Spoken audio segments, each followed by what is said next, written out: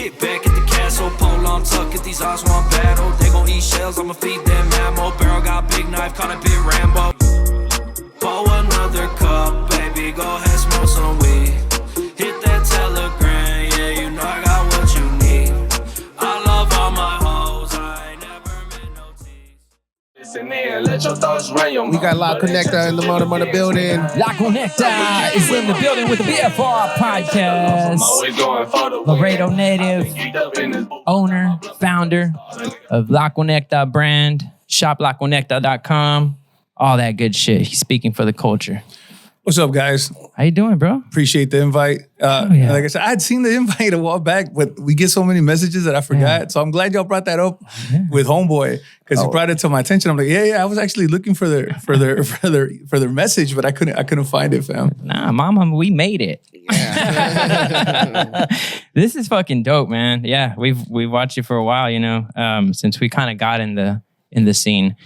And we're like, dude, you're fucking doing it, bro. You're doing it not just for San Antonio, you know what I mean? For the actual culture, that's kind of cliche. Yeah. And shit. Well, it's you got to remember, we're doing it for our culture. Yeah. So that's what I'm saying. So you got to remember, when people say you're doing it for the culture, they usually talk about like hip hop. Yeah. And we don't represent just hip hop. Like we represent Texas hip hop. So we represent the Texas culture because you have, like I said, you'll have our lean cups, and then you have the conchas, and then you have the Mexican culture, but also you have to take cowboy culture, like white people culture into it. So it's a boiling pot of everything that's Texas.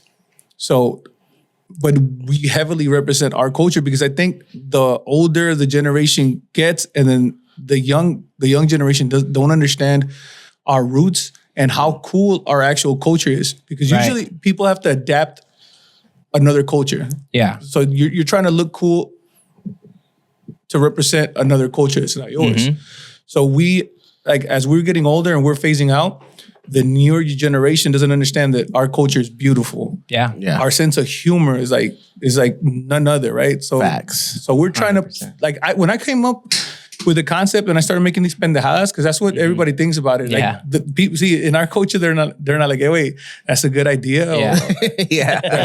They're like, hey, wait, déjate pendejadas, ponte a trabajar, carnal. Yeah. But it's pendejadas with style. You know what I'm saying? So, I'm like, if my grandma was alive today, she would see that I made what I've made out of puras pendejadas. Right. Like, what the fuck? It's like my mom, even to this day, she's like, hey, mijo, when are you gonna get a real job? I'm like, are you serious?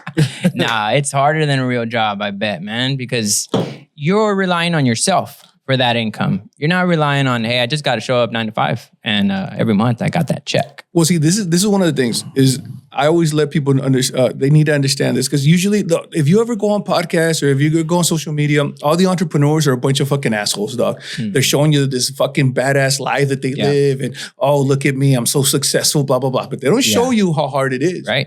And now everybody thinks this, I'm going to be my own boss. I'm going to open up my own business. I'm going to come in whenever the fuck I want. I'm going to work the weekends. I'm going to go on vacation. That's bullshit. Mm-hmm. You're going to work harder than you've ever worked in your life. Yeah. You're never going to get paid what you're worth. Yeah. And you might not even make it. So unless you're ready to go through that journey, and it's going to suck. Yeah. I'm telling you, even at 7 years in, there's some times where I'm like, fuck, like I want to give this shit up already. I want to quit sometimes. But unless you have that mental, capacity to understand that you're about to go through hell. Yeah. And it might not end well at the end of it. But if you're willing to take that risk and through a lot of hard work, it might pay off. Yep. But as long as you're willing to gamble in life, that's all it is. It's all a gamble. Because if you're happy with where you're at, cool. But if you want to do something else, you're going to have to take that chance, and you're going to have to explore the reality of you might fail. Yeah. So you might be disappointed, right? And that's why it's important to it's a passion. It's something that you wake up and you're like, fuck, I want to fucking do this. This is what I want to fucking do. And you're working at 9 to 5 and you're like, dude, that's not what I want to do. When I get home and do that shit, that's what I want to do. That's when it becomes less of a job. And the payoff is, you know what? The payoff will come. But I love what I'm doing when I'm doing it. And if I'm making ends meet, that's That's being rich. That's being wealthy. You know what I mean? Yeah. Then the payoff when it comes, if you're that good of a brand, if you're that good of an artist or whatever it is, it's a life that you could have never imagined, you know? And that's what people strive for. But I think you strive for the passion that you got, like for doing it. You know what I mean? The reason you started. Everything you have to do, like you said, it has to actually, you have to have love for it and you have to have a passion for it. Because when I first started, it was just a little side hustle. Yeah. You know, in Texas, we pop trunk and we go and we sell wherever we can, right? And that was exactly how I started. I started going to like car shows and car events. Then I got into, I was working here in San Antonio, I call it call center city. So I was working a call center job. Yeah. And for West? No, what was it? Everybody worked for West back in the day. Alorica. But it was this other job. It was like by 1604 in Bandera. I forgot what it was called. Like you called for Verizon or whatever. Not even the real Verizon, like the bootleg Verizon. Yeah. The one that what's it called? Verizon Go or whatever. But the guy was like, hey dog, like you took too long in the restroom. And then I'm like, dog, I'm a grown ass man, dog. You're not gonna fucking tell me and clock me in like how long. I'm like, dog, did you want me just to take my dick out and piss here, dog, or what, dog? Yeah. So I was like, you know what, dog, fuck you, I quit. And because I quit, that's how I started doing the Conecta full time. But it hadn't been for that asshole, like I probably wouldn't have quit. You know what I'm saying? So how long were you doing it before you got to that point where I had done it just here and there, like I said, just on the side. Like, but I started thinking, I'm like, the reason that I did it, that I quit, because I had just gotten an order from a gas station. So right there, 1604 Bandera, there's a gas station. Mr. Al owns it. And I would go in there every day right before work and I'd be like, hey, can I speak to the owner or the manager? Because I have product that I would like to put in your store. And he kept telling me, the owner's not here, the owner's not here, the owner's not here. Cool. It got to the one point where I'm like, I think this fucker's the owner and he just don't want to tell me. He don't want to tell me no. Yeah. So being hot-blooded and shit, I'm like, hey, homie, you know what? Like, I think you're the fucking owner. Yeah, you you kind of feel like an owner. Yeah. Because you're here all the time. I'm like, you're here, and I see you taking orders and paying Budweiser out and all this stuff. So I think you just don't want to fucking tell me. If you don't like the product, just tell me that. Yeah. So we got into it. Like, he started talking shit to me. I started talking shit back. Boom. The next day, he calls me. He's like, go ahead and bring me 300 air fresheners. Wow. So had it not been for that, my confrontational side, like he would have fucking told me, keep coming back, like fucking dumbass. Yeah. But so after that, he ordered 300 air fresheners. And so at that time, I'm like, damn. I'm like, I think I could do this every day, even if I only land one account and I make $300 a day. I'm like, I think I'll be all right. Yeah. And your first goal was $100 a day, right? Yeah, my first goal when I quit, because I told my girl, I'm like, I'm gonna quit my job. She's like, as long as you keep paying the bills, I don't care what you do. Yeah. I was like, all right, cool. I was like doing the math. I'm like, well, she has a job, and if I bring X amount of dollars, I think we'll be all right. Yeah. And that was just my goal, $100, man. Dude. And trust me, dog, I was like, dog, if I could just get 100. But that's a realistic, like, hey, I can try to get 100. That was low ball. Like, if I could just minimum make 100, I think I'll be all right. And we started making like $100, $150, $200. I remember when I got my first like $300, my $300 check. As soon as I was doing my route, I didn't even have a bank account. I went to HEB to cash it because I thought they were scamming me. Make sure. Y'all speak Spanish? Yeah. Okay. Yeah. But see, I feel you on that's what you're saying. Cause like I was born in the West Side, grew up East Side, South Side, West Side, like until middle school. Then I moved to the North Side. And I don't talk the same way I talked when I was on the West Side. You know what I mean? Yeah. You lose the culture. And then you see shit like this and you're like, dude, it reminds you of the fucking shit we used to say. And motherfuckers still say nowadays. It's just like our culture, like we're just so happy. Like we're drinkers. We love to do drugs. But then we're very family oriented. Yeah. And like, I don't ever think we hide like who we are. Like, we love to fight. We love to do all this madres. But then at the same time on Sunday, we're all at church. You know what I'm saying? And then there's nothing but like get-togethers for fights and carnes asadas and quinceañeras and shit. Yeah. So we're very family oriented, and then we're very like also like very like what's it called? Like confrontational. Like I just love all of our culture. Like if like San Antonio Mexicans and Laredo Mexicans and the Valle Mexicans are all different. Yeah. And I think that's what people don't understand. Yep. They think for the longest time the only representation that Mexicans ever had in pop culture were Blood In, Blood Out and And what's that other movie called? American Me. American Me. So for the longest thing, they think that we're all cholos and that we all talk like that. Yeah. And I get it. I give props to Cali. Their culture inspired a lot of people, but we don't fucking talk like that. We don't press up Dickie. It's like Tony the other night. He kept imitating me and being like, "Oh, I'm so proud to be here, man." I'm like, "I've never talked like that, dude. That's crazy." But I don't even think that. You know what I mean? Because that's comedy. You know. Yeah. But, So like even the stereotypes and stuff, like, or if you talk proper English or you speak English at all, they're like, "¿Qué onda, güey? ¿Te crees gringo? Okay, Yeah. Like they start cracking up on you because I'm speaking English. Like, yo, hold on. So that's why I said, like, our culture, especially in Texas, is very, very different. And you got all type. You got like, so even your Houston Mexicans are different. Have you heard of Houston Mexican? yeah. They sound like Paul Wall. Yeah. 100%. All of them. Yeah, and they're not faking it. They're not trying to be something that they're not. No, they grew up in Houston, and that's their culture. That's their way that they speak. They have But that they probably accent. still jam Ramon Ayala and shit, yeah. right? It's like they turn into that shit. Fucking when screwed it's up the right Ramon time. Ayala. What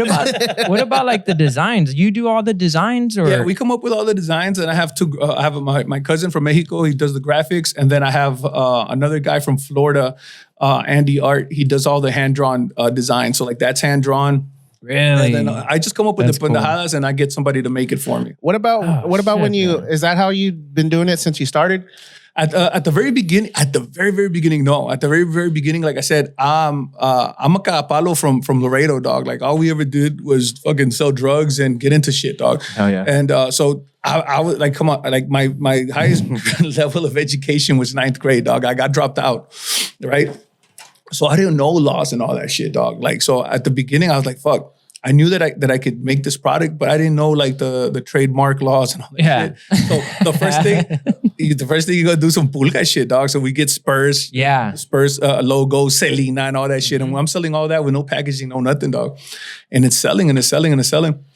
And then all of a sudden I get a cease and desist from Selena Quintanilla's people. Sounds about right, that motherfucker, dude. Not from the Spurs, right? Not the Spurs. AB's and Abraham. bro. Spurs are pretty cool. But this is the funny thing. Her sister walked into one of the stores that was selling her products, and she bought all of them out. She bought like 20 of them. And she loved them. She gave them all to the band members, but then I guess her dad got a hold of them also. And he sent us a cease and desist, which is pretty cool because like... Did you get it framed? Yes. They know who the fuck we are. Right. Like, what the fuck? Yeah. I'm not thinking that they're ever gonna know, dog. Like, you know how many bootleggers they are? Like, just in the downtown store. What's that shit called? River Center? The market. Yeah, the market. The market? Like, it's bootleg central, right? So I was like, they ain't never gonna tell me nothing. But they sent me that, and I started learning. Okay, well, I can't consider myself a brand or start trying to make a brand and then start having like legality issues with trademark infringement and licensings and stuff like that. So then we started trying to create everything original. But now I'm the one that gets bootleg. Really? No shit. Not even putting the brand on it? No. Now Just the design? Now our brand. So our brand now. Oh, the brand is getting... It's getting knocked off. And that's crazy to me because usually, like, look, in order for a brand to get knocked off, you have to be somebody like Gucci, right? Versace, Jordan, right? And I'm like, God damn, dog, we're not even there yet. So what I tell everybody is like, hold on, let me make it first. Let me get a billion. Right. Let me get a few billion. And then knock me the fuck off. Yes. I won't care.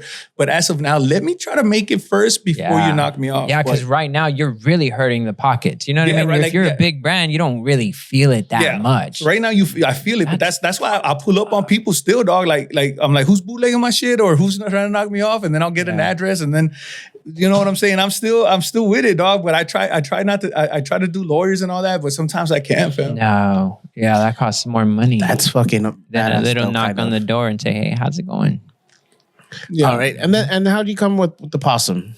The possum is a tacuache. So okay, gotcha. I don't know, like I don't know how y'all What's slang for possum? Because I'm not from San Antonio, so I don't know how you guys grew up talking shit to each other. But that was an insult. Like, I've heard that cara tacuache, o qué tacuache, right?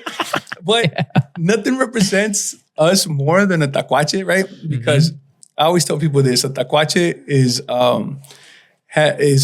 misunderstood, right? You see a possum, you're gonna kick the fuck out of it, dog. Now, not you think that it's a rat or something, but no, it's like that possum don't want no beef with you. that possum's not gonna hurt you. That possum goes out of his way not to fuck with you, so he pretends to be dead. He eats insects. He eats all the bugs in your backyard. So he's actually very helpful to you. But you look at it and you don't understand it. And somehow that's why I feel like the logo of the possum's pretty cool, because it's I just find it like instead of an eagle, like to represent Mexicanos, I just think of pinche tacuache is fire. That's smart. Fucking hilarious, dude. That's fucking dope. You got a big team? It goes and it comes and goes, fam. Because it's hard as an owner having workers and good workers is very hard. Yeah, and I know. You can't do anything by yourself. And on top of that, I'll tell this all the time. I'm like, how long did it take Michael Jordan to win a ring? Yeah, it took him about 10 years. Damn. So he had to get the right people around him to win that championship. That's crazy. How long did it take Tim Duncan to win a ring, though? 2. But he had that was already building. But you got to remember, some people never got the ring, like Patrick Ewing, Charles Barkley. So some people might never get that championship. So and it's all based on, do you have the right people around you? So I have people come and go. Some people only want to work when it's their birthday, and they're like, "Hey, can I come work because it's my birthday on the weekend?" I'm like, "What the?" I'm like, "Dog, no, it don't work like that, dog. Like this is like I'm like pinche tacuache, güey, no mames, güey." But that's the mentality that they think that they know me and they can only hit me up. That they only want to hit me up when it's convenient to them to work. Like I send them to check stores. Right. And I give them a list of stores and I'm like, you have to work from 7 to 5. This is how many stores you check. If you check all your stores, then you have 3 hours to go try to get new accounts. I see them back at the warehouse at 2 and I'm like, what are you doing here? You know, I pay you with real money, right? But my biggest thing is that they don't see the company like as a real company. And I'm trying to tell you, do I pay you with monopoly money or like do I a hobby? Yeah, because I'm like, what if I did that to you? I feel like not paying you this week. So you know what I'm saying? Yeah. So it's my birthday. I'm not going to pay you today, bro. I'm going to need that money. No, hombre, me gasté toda tu feria, güey. Le puse en dinero los perks, güey. No pegó, güey. Ni modo, güey. Para la otra semana, güey. Sorry, bro. Don't know what to tell you. And that's that's the difficult thing. So I think if I hire an actor, a white actor, and say that's the owner, I think I'll get further. I'll get further than where I am. Oh yeah. Like I was thinking about us. I'm like, man, if we hired an agent, manager, and a couple of producers, we'd do so much better. But either white or Jewish. Yeah. You get a Jewish producer and Jewish agent. It's gonna take it to the top. Dude, yeah. I got a message yesterday from a Jewish person, asked me if I wanted to join the Illuminati. Oh yeah. That wasn't a real. Oh, I replied yes. Oh shit. You gave them your social security and all your info. Yeah, they were gonna sign me up. Yeah, that's what they do. That's what he said. I don't know. She said it was a girl. So before we go into that next Kill Tony topic, you're doing the air fresheners for Sad Man Rick Diaz and Chona, right? How do you say his last name? Because he says it's not Diaz. How do you say it? It's not Diaz. It's not Diaz. Is it Diaz? Diaz. I thought it was Diaz. What? No, you pronounce it differently. Really? Because it's a D-I-E-Z. Yeah, D-I-E-Z. Oh, Diaz. Diaz or something. Diaz. Diaz. But I don't know. Rick Diaz. So Rick Dees. Rick Dees? I think that's how he says Rick Dees it. on the keys? Something like that. But it's not Diaz. Maybe look it up on Google. How do you pronounce you just call him Sandman. Sandman. Yeah, Sad Man Rick. Yeah, he attacked us on he was making fun of another comedian that looked like Chente. So he tagged us on the air freshener that he was making fun of his friend. And we're big Kill Tony fans. I'm like, yo, Sad Man from Kill Tony just tagged us. That's crazy. So then I hit him up. I'm like, hey, what's up, fam? I'm a big fan. He's like, oh yeah, we fuck with your product a lot. I was like, all right, cool. I'm like, you want to do a collab? He's like, yeah, let's do it. So we made him some air fresheners and that was it. But we did one for actually Kill Tony. And we dropped it off. And when we dropped it off, they're like, hey, do you guys want to stay and watch the show? I'm like, sure. They came back, gave us VIP bracelets and everything. Whoa. So as they're waiting for us to escort us up to the VIP area, my girl had to go to the restroom. And now she's holding everybody up. And they're like, yo, y'all ready? I'm like, no, I'm just waiting for my girl. And as she comes back in the elevator, there's like important people in there. Right? And then they're asking us, hey, so who are you friends with? Like, how did you get the invite? Right? Yeah. I'm like, we just made air fresheners for these guys. That's dope. That's the most Kill Tony thing to say, though. I'm nobody, dog. I just make fucking air fresheners, dog. So as we're up there, A friend of Tony. That's what I would have said. I didn't know what to say. I was just like, we just made them some air fresheners. They invited us, and so we're up there. Like one of the guys was JFK's something was there, and I looked to my left, and there's this girl with red hair, and I've seen her before, and before I know it, she's on stage, and she's a country singer, Winona Ryder or something like that. What's that girl's name? Tina? Winona Judd? Yeah, Winona Judd. I think it was. Yeah, so she's on there. that's crazy. And I'm like, whoa, that's pretty cool, right? And then all of a sudden, Joe Rogan comes out, and then all of a sudden, Tucker Carlson comes out, which I don't know why I got so hyped for Tucker Carlson, but I was like, yeah. So, that was at the mothership. yeah, Yeah. at the mothership. So it was pretty That's dope. rowdy. Yeah, Tucker didn't know he was going on stage. You said JFK. Was it RFK? I could have. It is voice sound like. No, I was just seeing him on the corner. Like I said, I saw him there in the corner, and somebody had talked to him, and they said something JFK or something Kennedy. Something. Kennedy. Damn. So I see there rowdy. that dude's there in the corner, then over here, and I'm like, dog, how did I even get here? So did you just drop in, or they knew you were like No, you they set knew- something up? So we had set it up that we are gonna go drop off the air fresheners, Yeah. and Carlson episode. yeah, they asked us if we wanted to stick around after we gave them the air fresheners. I was like, yeah. That's I was like, fucking I was like, cool. hell yeah. And yeah, we got the VIP treatment. We were at the top, and it was The awesome. balcony. Yeah, well, to me, I'm a big fan. So Yeah. the Joe Rogan came out was incredible, dog. I was like, oh shit. Fucking shit. So yeah, I was happy One of as the great hell. That's fucking wild. That's wild. Was that the first Kill Tony you've been to? The Yeah. only one? Yeah, that's the only one I've been to.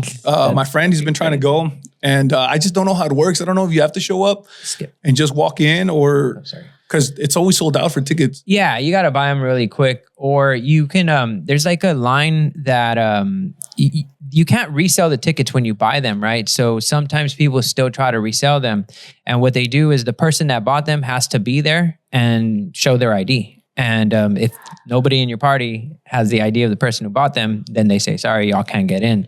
And so people stand by in that line, and for the chance that people showed up that they got turned Oh, away, okay. so they get spare tickets. It's just like a chance that you might get in there. And I think 10 people, 20 people probably get in. But you got to line up like at what time did that line About 5 o'clock. When I got in line we had tickets, I got in line. That line started at the same time. Damn. Yeah. And it starts at 8. So you're standing in line.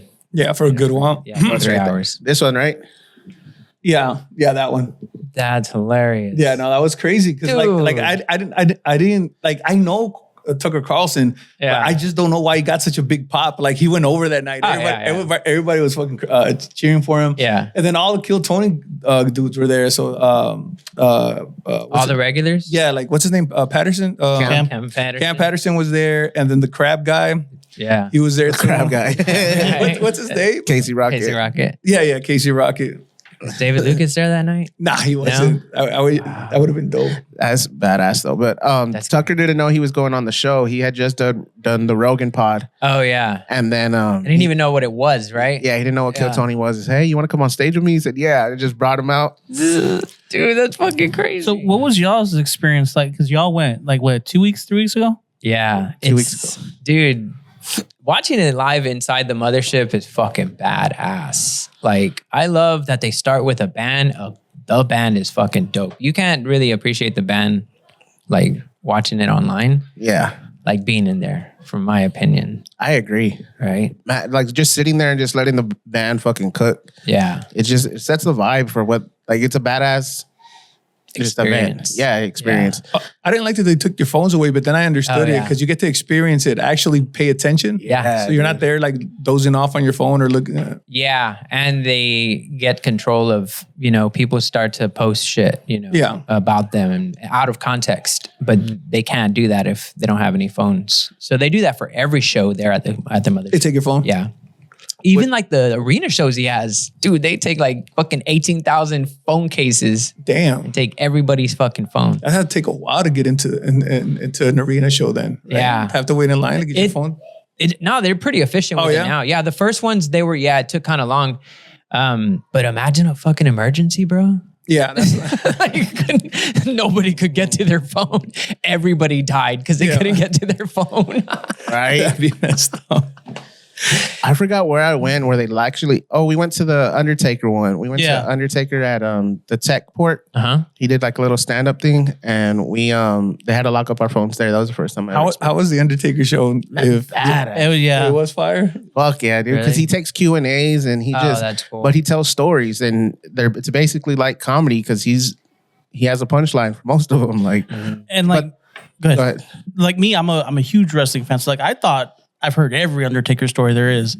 No, he's throwing out shit that you don't see in like the interviews he does. It's like these random ass stories, and you're like, they're good stories and funny. So it was pretty badass. What was your favorite one? My favorite one?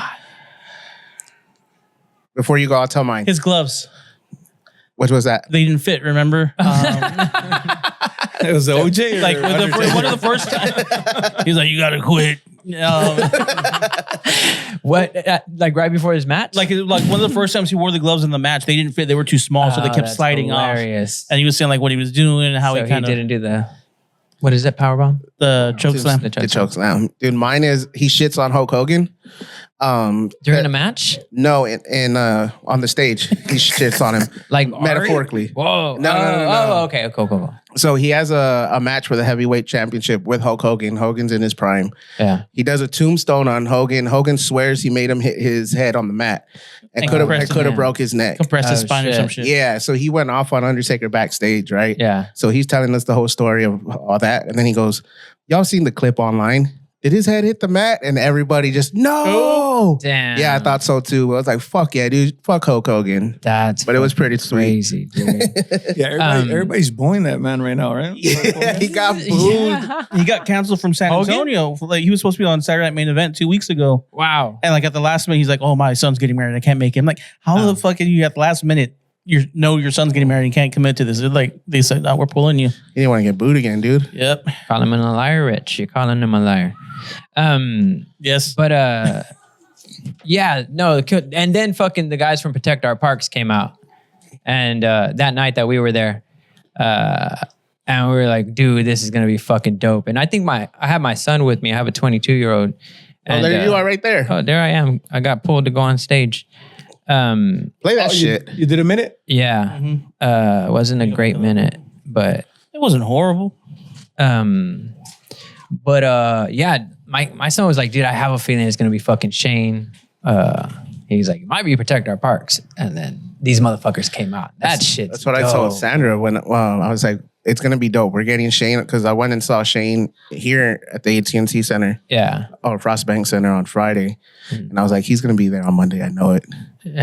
That's crazy. Does he? So do you watch Rogan, right?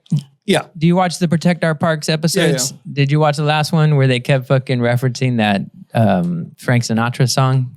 That's life. Probably not. No? Okay. Because they throw in some jokes here and it happened, like they did the Rogan show that day and they were fucking throwing in the jokes and nobody got them, the jokes that they were making. But then once the show episode aired, everybody was like, dude, that's hilarious because nobody knew live at the show, like what they were talking about. And Mark tells them, he's like, they'll get it later. I don't know if you see him. Oh, is that what he said? He tells They'll get it later. They'll get it later. Yeah. Yeah, I didn't hear a lot of what was said. So how did you feel when they pulled moment. when they called you up? You want to watch it first, and then you can tell us how you feel. No, I can talk about how I felt because it was weird, dude. Because I'm always in my head. Like I'm an overthinker about everything, and before any of our live shows, before any fucking big fucking shows, I'm in my head. I'm nervous. I'm like, I don't really want to do this. Whatever, trying to fucking sabotage. And this fucking day, I didn't even leave home fucking thinking I'm going to sign up. On the way over there, something was like, dude, you're going to sign up today. You're going to actually get on. I think in the chat too, you had said, "I'm gonna get pulled today." Oh, really? I think you said that in the chat somewhere. Yeah. And like the whole fucking evening, that's all I was like, this is weird, dude. I fucking know I'm going to get on. And so I went, signed up. And when I go to sign up, you sign up across the street at a bar. And the guy at the front of the bar, I said, I'm here to sign up for Kill Tony. He goes, all right, you see that line that's coming all the way down the stairs? I said, yeah. And he goes, go past the line and go straight to the table. And I was like, okay, like that's fucking weird. I know that has to be the sign up line. So I go and I'm fucking passing up the line, and then I walk to the table and the guy's like, what's up? And I was like, I'm here to sign up for Kill Tony. He goes, oh yeah, go get in that line. And I'm like, but the guy at the fucking door told me I'm special. Yeah. And he was like, he's like, oh, is it your first time? And I was like, yeah. And he was like, oh, yeah, you got to sign this waiver. And I was like, oh, fuck. That's it? Thought I was fucking special. So then you sign up, and then we go inside, and I'm just sitting there like before the show starting, and we're right by the stage. And I'm just looking at the fucking stage and the mic, and I'm like, dude, I'm going to be up there. Like, I can fucking hear in my head how this dude's going to call my name. And probably because I fucking watch all his episodes. But I was like, I heard it. I was not nervous at all. I think there was like a split second where I was like, the fuck did I do? And then that went away. And I'm never like that. Dude, side note, as soon as they call your name, Alex, his son, fucking nervous as shit. He's like, I need to get out of here. That's the first thing he fucking says. I need to get out of here. I need to get out of here. And he had to piss. Oh, shit. That's why he had to get out of there, because he was like, fuck, I was planning on going to piss right now, and then they called your name.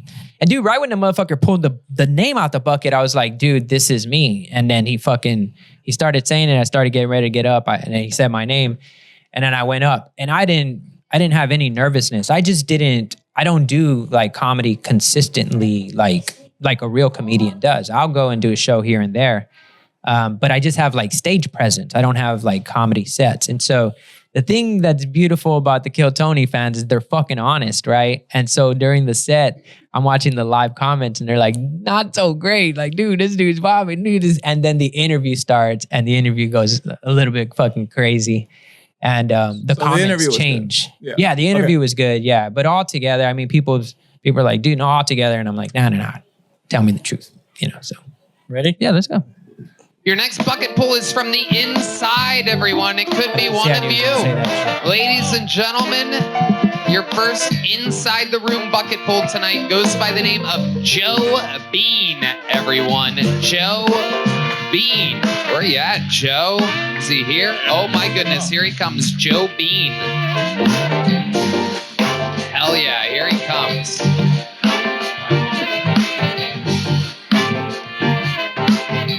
You guys still having fun out there, huh? Yeah. Shane, no tickling, Shane. Oh, he loves tickling me. Come on, make some noise for the inside zone, Joe Bean. What's up, Comedy Mothership? My name is Joe Bean. I got a question for y'all. And if y'all ever grown up skinny in a fat-ass Mexican family? Hell no. A bunch of white folks here tonight. Oh, there's a Mexican right fat. Never mind. Let me tell y'all what it's like growing up skinny in a Mexican family. Man, we get shit on. My grandma used to call me skin and bones when I was a kid. I'm like, come on, grandma, you're skinny as fuck too. What the fuck? My grandma's dead now. I'm like, who's the skin and bones now, grandma? No, but I imagine growing up skinny in a Mexican family is a lot like growing up light skinned in a black family. They get shit on too. They definitely get shit on too, right? But I have a theory. I think it's mainly because what I was gonna say next. That's why I fucking laughed right there. I was like my family. Fuck. I think it's just that they're jealous, right? Because physically, scientifically, they can't get any lighter. Right? They're just mad. They're fucking mad. The same as my fat ass cousins. Right? There's nothing they can do to get any lighter. These motherfuckers eat Ozempic for dinner. Ain't lose a single fucking pound. All right, my name's Joe Bean, that guy. Yeah. Joe Bean. Shockingly good for an inside the room bucket pull. Great setups. A lot of good setups. Appreciate it. Yeah, setup after setup. Great premises. Yeah. Stop with the setups. The jokes, we'll find them. Yeah. You got to laugh off of just laughing about it being like light-skinned people in a black family. The point to the because I was in direct eye line of you pointing at the Mexican guy. You called him fat. He literally was like. That was Mike. Dude, I'm the only one trying to help you. He's fat though. You are thick. You could slip right through a border wall. Yeah. It is incredible. How long you been doing stand-up? Is that About a year and a half. okay? Yeah, about a year and a half. And how long have you been a championship horse rider? All my life, Tony. Is that really? Do you do that? No, that actually- is your calling. Do you know that? No. You do have Really? full jockey head. Yeah. Yeah. Jockey body, jockey Everything. head. How tall are you? 5. I say 5'6" on my ID. Oh, 5'5". come on. That's You- you're a hood ornament. Wait. Hold on a second. You get the tape measure. Yeah. Oh, let's Did go. you just say Let's you go. say that you're 5'6", but you're really 5'5"? I got a cousin fights in the UFC. I'm taller than him. Oh, That's the only thing yes, I got there on are him. weight divisions in the UFC. Oh, get off your toes, Joe. Joe Bean. I'm on the. How much do you weigh? How much do I weigh? Yeah. About 120. Wow. Yeah. Tony, how much do you weigh? Ask me how old I am. I'm about 150 something now. Wow. How old are you? Not bad. Quite a scale. 41.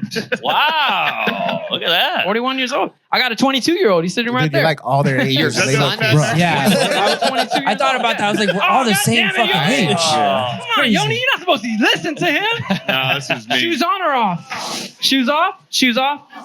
Shoes off, Joe. What kind of shoes are you wearing over there? No zappados. Got some wings. Oh, shit. No, Joe, stand up. Take those zappados off. And take off that hat. Go to the top of his head, Yoni. Get that hat Take out that of here. sombrero off. Take off the hat. We don't know what's in there. I don't know. Oh, there it is. Yoni getting a good measurement here. What do we got? My guess is 5'4". 5'3". 5'4" and a quarter. A quarter. And bad news, Ari just picked up that quarter. That qualifies. This is how to get in shape fast. I think the jokes were bad. this, Yeah. start eating think, more of these. The light skin one was when you forgot your words. You said Yeah, I fucking blanked out, and I thought I wasn't gonna I'm like still gonna put remember it, 5'5" on and I Tinder still now. fumbled you're the fine. end of Fuck it. You're But, fine. yeah, What I was like, nationality are you? You haven't Huh? mentioned it. Yeah. Are you kidding talking me? about, His bro? last name is I'm fucking Jewish. Bean. Come on. Is Bean short for something? Beaner. There you go. Yeah, 100%. That was my nickname for years, and then I started getting white friends, and they were like, "I can't do that. I can't call you Beaner." Wait, you had Mexicans calling you Beaner? Yeah. God damn. Oh, we're the most racist people ever. I know, but you know, But it's yeah. cool, right? We love the Mex. You said you guys will be leaving soon. But, hey, I don't make the rules. I got 2 weeks. I got 2 weeks in me. You have a 22-year-old son? I have a 22-year-old. How old are you? I'm 41. 41. 19. Incredible. See, you Yeah. did what 19. your people do. That's right. You just Exactly. made a baby as fast as you can. But I raised him on my own. So I did the opposite, right? I was actually a father all his life, right? And Wow. It's incredible that he had someone to look down to his whole life. so, son of a bitch. You little shit. You son of a bitch. Did they? But you're Mr. Bean. I'm Mr. Bean. Oh my God. I actually was gonna sign up as the Bean. The Bean's Right? nice. The bean that Tony doesn't know, right? About, but they didn't let me. They said you got to sign up as what you go up as a comedian. Bean's Joe great. Mr. Yeah. Bean's nice. Yeah, Mr. Bean's funny. Mr. Bean's hilarious. Yeah, I talk a lot more than that motherfucker. I tell you what. Unfortunately. So what do you do for work being such a short Mexican? Yeah. I'm an IT operations manager. A what? IT operations manager. Okay, that makes sense. You get Do yeah. you actually crawl in the computers? Do they send you in the desktop? Do you eat the computers, you motherfucker? Fucking- funny, bitch. No, mine was funnier, bitch. I know. Take it off. Oh my goodness. You'll never get my I tres also- leches cookies. Yeah, I produce podcasts as well. You know, I produce 2 podcasts and on my side, on the side, and You should have Red Band on your secret and then show. I have 2 young kids. You have red band on your secret. Wow. I didn't. Look I at that. That's the first time I heard that part. Really? Yeah, I'm still hearing parts of that. So what does your son do for work? We know that a 22-year-old, that means that he's been working for at least 13 years. So what is Bro, I had my first job at 10 years old. My son, he works on cabinets for work. Oh. Yeah, construction. Okay. Does he live in one? Did he sign up He tonight? built mine. He doesn't do stand-up, right? No, he doesn't do stand up. How tall is he? He's my height. Probably exactly. I'll bet you he's a little bit taller. Does anyone want to bet? He's trying to yell out and say I'm taller. Come on up here, little bean. It's a family. This is the best fucking ever. Oh, fuck yeah, man. Oh, look at his nose. We've been to the HEB Arena shows with him, man. He's got the tickets to the both of those shows, bro. Like this right here is so much different. It's so much fucking better. It's so much like intimate. Right in front of the Sports kill players cam. know when it's getting a little too Mexican, they start playing the fucking Mexican. I just want to thank you, Tony. This is like a big deal. There you go. There he is. Oh my goodness. Oh man! Well, I guess you guys are about the same height. Look at this. All these beans. We need some rice. That's rice. So wait. Make it official, Yoni? Gonna make it official? Hey, little beaner, let me ask you a question. Look this way. Did you call him Little Beaner? Oh my God, she is? Is she really? Yes! Dude, I always thought she was Jewish. God, that is incredible. Their whole family Ari has noses Shaffir like with that. just using And his they were massive fucking- nose they is got a lot able of to money, guess too. and I always smell thought they were Jewish. who's Rudolph with your nose He's so bright. amazing with money, too. He's a fucking amazing with money. It's crazy. Let's measure noses. Yeah, let's measure noses. Oh, yeah, I like that. What are we gonna do? Water displacement? If somebody put a dollar bill in the back and hide it, we'll smell where it is. Wow. Bean doesn't fall far from the tree here. What's your name, little Bean? Alex. Alex Bean. Alex Bean. Oh my God. Nice. What was it like having a father like Joe? Now's your chance to tell the world. I mean, pretty much like you said, I get to look down to him and You guys ever fight? It'd be like a fucking 12-round flyweight. It'd be like a classic if you guys fought. Yeah. When you were in school and you were young and you were bad and he had to like hit you, did you just laugh? No. So your mom's your mom's Jewish? No, my mom's fully white. Oh. She just got the nose. Just the nose. Oh, I thought I was gonna say that's a clean concentration camp. But But yeah, half white. Half white. Is your half white? Is your Jewish mom still around? Dude. No, she's never been around. Really? She's white. No. She's not Jewish. This is so she's not backwards. Jewish. So the Jewish mom abandoned you. Yeah, 2 years old. No, you guys are lying. Was she actually a Jewish woman? No. No? All right, I missed that part. I'm sorry. But she was white, so I'm like, She was yeah. a honky. Yeah, 100%. And she left. yeah, she left. What? That's your job. Wow. It's your job. Yeah. Thank God. It's so unusual. Why do you think? Dude, I don't she get a lot left? of this Was it, shit. were you a big? Yeah. Were you a Like, big I didn't hear a lot of this. No. Look, this What part the was fuck, funny. dude? I was No, talking to your son. No, I think it's. Why does he think she left? You want? Okay, let's hear both of your theories. I think my dad has a little dick. Well, it is genetic. So I think he just admitted that he has a little dick. judging by me, Yeah. I would say that's probably fair. It's probably fair. Okay. No, we were asking about your mom. No. Yeah.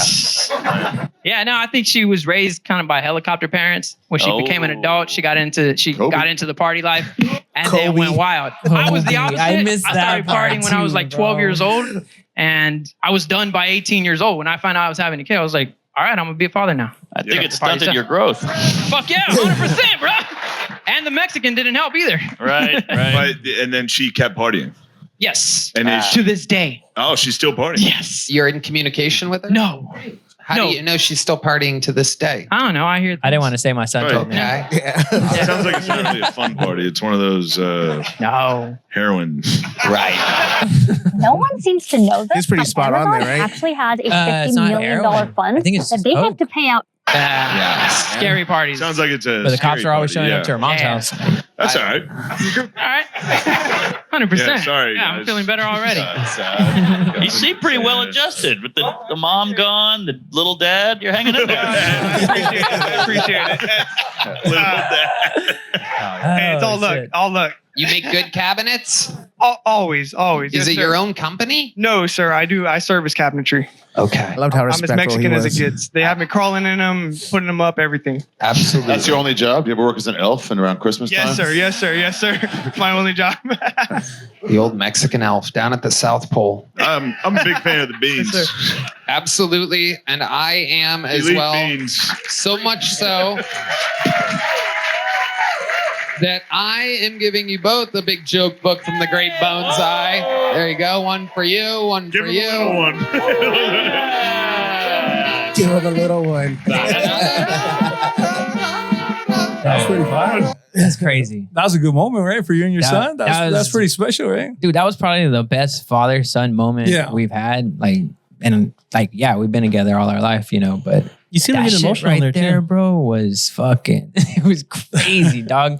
Because he started coming over here when I moved in, when I bought this house, and I would watch it. He would come every Monday night and we've had dinner. And he's like, Dad, this is so cringe, dude. Why are you watching this? And I'm like, no. But if you watch it, the whole show, you see that it's a fucking piece of art, dude. Yeah. And he got into it, bro. And he fucking, he took vacation in New York to go to the Madison Square Garden event too. And then he's bought both arena shows. He's crazy about this fucking show. And so I got these tickets I've tried to get them. Like you said, it's fucking hard. But somehow I went to the last month because they put out the next 3 months of shows. And so I went to the last month. I was like, I'm going to wait in line for the last month, which is April or some shit. And that's how I got the tickets. But then when they sent me the tickets, it was oh, it's for January 13th. And I was like, oh, fuck yeah, dude, it's closer. And then we went and that shit happened. And it was crazy, dude. And it's crazy, I was saying, to see the reaction of the Kill Tony fans. Yeah. Because the set, you could see how they were like, get this guy out of here, he sucks. Some of them were like, oh, this guy's kind of funny. Yeah. He's funnier than the other ones. And then the interview started taking off and they were like, the fucking beans. Everybody, dude. Yeah. It was good. It was good. 90% positive on there. And then people are messaging me. Somebody was like, dude, here, punch up your joke this way on that last part and blah, blah, blah. And I'm like, dude, this is fucking nuts. It was dope. Like I said, it wasn't bad at all. And then the interview was incredible, fam. So yeah. And then doing that with your son was fire. Yeah, that's crazy. So we're sitting there afterwards, right? We go and get some pizza and we're just all there. And I'm like, man, out of everybody, Alex should be the most mindfuck because there's no way that morning he had a feeling he was gonna get on. He was gonna be on Kill Tony that night. That's why he was so toasted, dude. That's why he was having a hard time answering because he was drunk and he was blazed. Yeah. And he hadn't eaten. He was like, dude, I didn't expect to be on the fucking stage. Yeah. His coworker called him the other day. Oh no, not his coworker, one of his customers, and he was like, bro, why didn't you fucking tell me you're on Kill Tony? He's like, I didn't fucking know. He's like, dude, I was laughing my ass off, man. He goes, I was listening on Spotify and then I heard the guy talking. He was like, man, this guy's voice sounds familiar.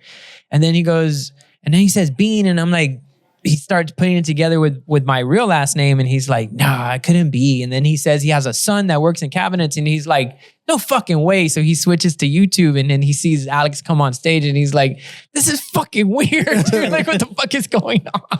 And in person, it was weird. Yeah. In person, just seeing you up there, I'm like, how the fuck is this happening right now?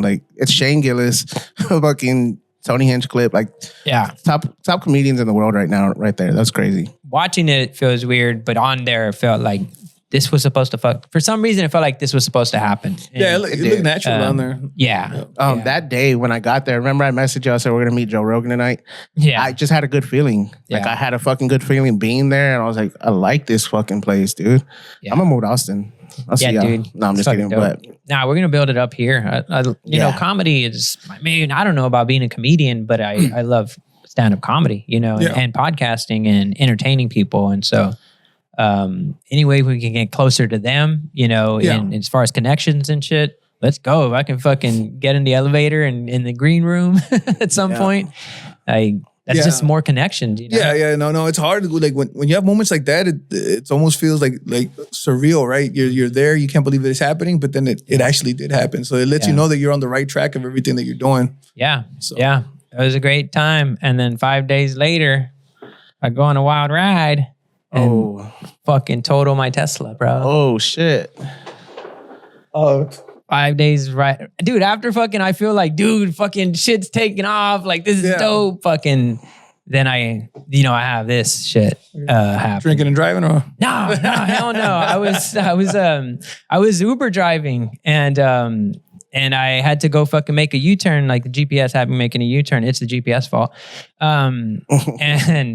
And I legit made a mistake. Like, and I normally always fucking, I'm really careful when I'm driving. But this time I'm gonna make a U-turn, and I look behind me to make sure like the car behind me wasn't coming too fast because I wasn't gonna turn. And I'm like, all right, they're good. And then I looked to my left to make sure I could clear the fucking turn without having to back up. And then I'm thinking I have a green light. And so I don't even look. And when I look anyway, right? And fucking, and I don't even fucking see the car. And then it just goes from fucking, I start turning until boom, dude, fucking airbags, and my phone's going off. Like my phone's like we detected a crash, and I was like, dude, what the fuck just fucking happened, bro? And then I kind of came to, and I was like, I bet you that wasn't a fucking green light, bro. God damn it, dude. I was pissed. I was like, fuck. Yeah. I think I fucked up right now. And so I got out, and these ladies were running up. They're like, "You all right?" And I was like, "I'm all right. I'm just worried about like who the fuck did I hit?" And they were like, "It was this car over here. It was a Corvette." They were like, "They're okay." They had an 8-year-old in there. I was like, "Oh fuck, dude!" So I walk up to them, and the 8-year-old he was scared. He was crying, but he wasn't. Nobody was injured. You almost killed me. He's like, "You almost killed me." That's the beast. Mommy, that little man almost killed me. Yeah, man, but that shit was... Beans, I've been waiting to tell you this, but I actually hired that Corvette for all the shit you've been talking to me. It was a hit. Just didn't go over too well.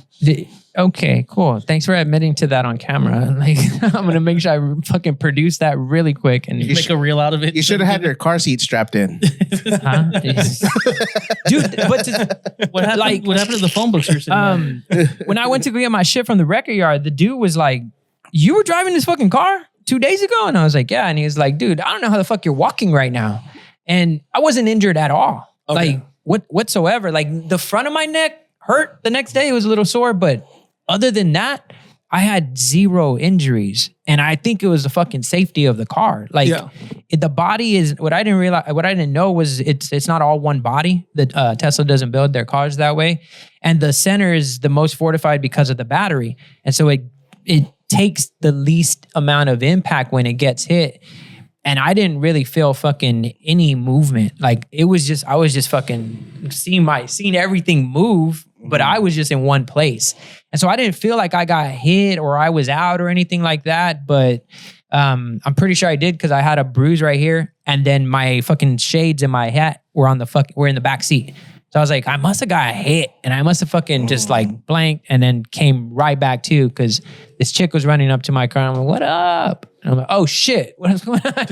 And she's like, "Are you okay?" And I was like, I'm good. And I'm trying to tell my phone like I'm good, because it was like, if you don't respond, we're gonna send EMS. And I was like, no, I'm saying I'm good. I'm telling you, I'm all right. And they're like, all right, EMS is on the way. And I'm like, dude, what the fuck? I'm fine.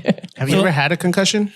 Yeah, but not like this. Well, I think it was worse, because that's when you slept for like 3 days, right? One day I slept for 27 hours. Yeah, I think you're not supposed to fall asleep. Yeah, I know. See, I didn't think that I had a concussion that time, because I was getting off right by your shop. I was at 410 in Bandera, at where the gyms is at. Yeah, there's a yield.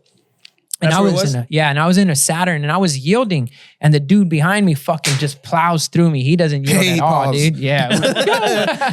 Plow through you. And I'm like, dude, and my seat fucking falls backwards. That's how hard he fucking hits me. And then I just sit back up, and I'm like, what the fuck? I pull into the gyms, and I'm like, fuck, dude, I don't have any insurance on this car. And this was like 15 years ago, probably.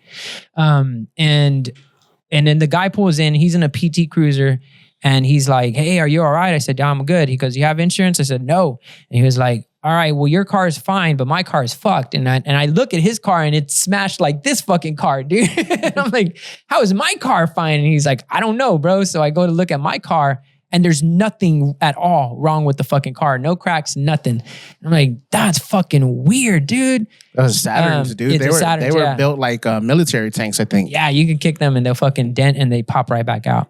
I was in a few hit and runs in that shit. I remember. But then I go home, I go to work, finish my day, go fucking home, and I'm like, I'm fucking tired, right? So I fall asleep when I get home. My brother I wake up at 8 o'clock, right? And I think I slept for 3 hours. And my brother's like, dude, you've been asleep for like 27 fucking hours, dude. What's up? And I was like, oh, fuck. I was in a wreck yesterday. He was like, bro, you shouldn't have gone. You should stop doing that. You're probably in a coma. Yeah, no shit, dude. You needed an IV drip. Yeah. But I don't remember it. Like, this one affected me mentally more than I remember that one. I remember laughing, being like, that's fucking crazy. I guess because I was younger, brain's probably more resilient. But I don't remember. This one fucked with me, dude. I don't think it had anything to do with the car. It's a beautiful car, but like you'll come back up. You know what I mean? Maybe because you knew it was your fault. Maybe that too. And my brain started like that day, that night, like, dude, what if they ran a red light? And you're just fucking telling yourself that. And then I was like, dude, I got to get that USB because I had the recording in the car. Mm-hmm. And so that's why I had to go to the record shop. And so I go and get it and I see it and I'm like, oh. It was a red light? No, it wasn't a red light. It was blinking yellow. Oh, so when it's blinking yellow, they have a green light. They have the right of way. You got to yield until you're clear. Fuck. And I thought it was green and I just fucking turned like without looking. And yeah, it was never ever like rare. It's probably like a reaction where the red turned to yellow and you just assumed it was green. I think that's what it was. And I thought red's gonna turn to green and then it'll turn to yellow after that. But yeah. It was weird. We were driving to the Laugh to Love It. That's the quietest I've ever seen you. You're just quiet the whole ride over there. Yeah. Dude, no, because every little he would say shit and anytime he says anything, I get mad anyway, right? But like any little thing anybody would do was setting me the fuck off. So I just stay quiet. I'm like, fuck. I caught on pretty quick though. And I just had to be in my room for like a fucking week, bro. Cause I was like, dude, like I can't get my mind right, bro. Like this is fucking weird. And somebody mentioned like that crash PTSD ain't no joke. And I was like, oh, bro, that's what the fuck. That's why it feels like I can't control it. Cause normally it's like, hey dude, just chill, bro. Like just, it'll be all right.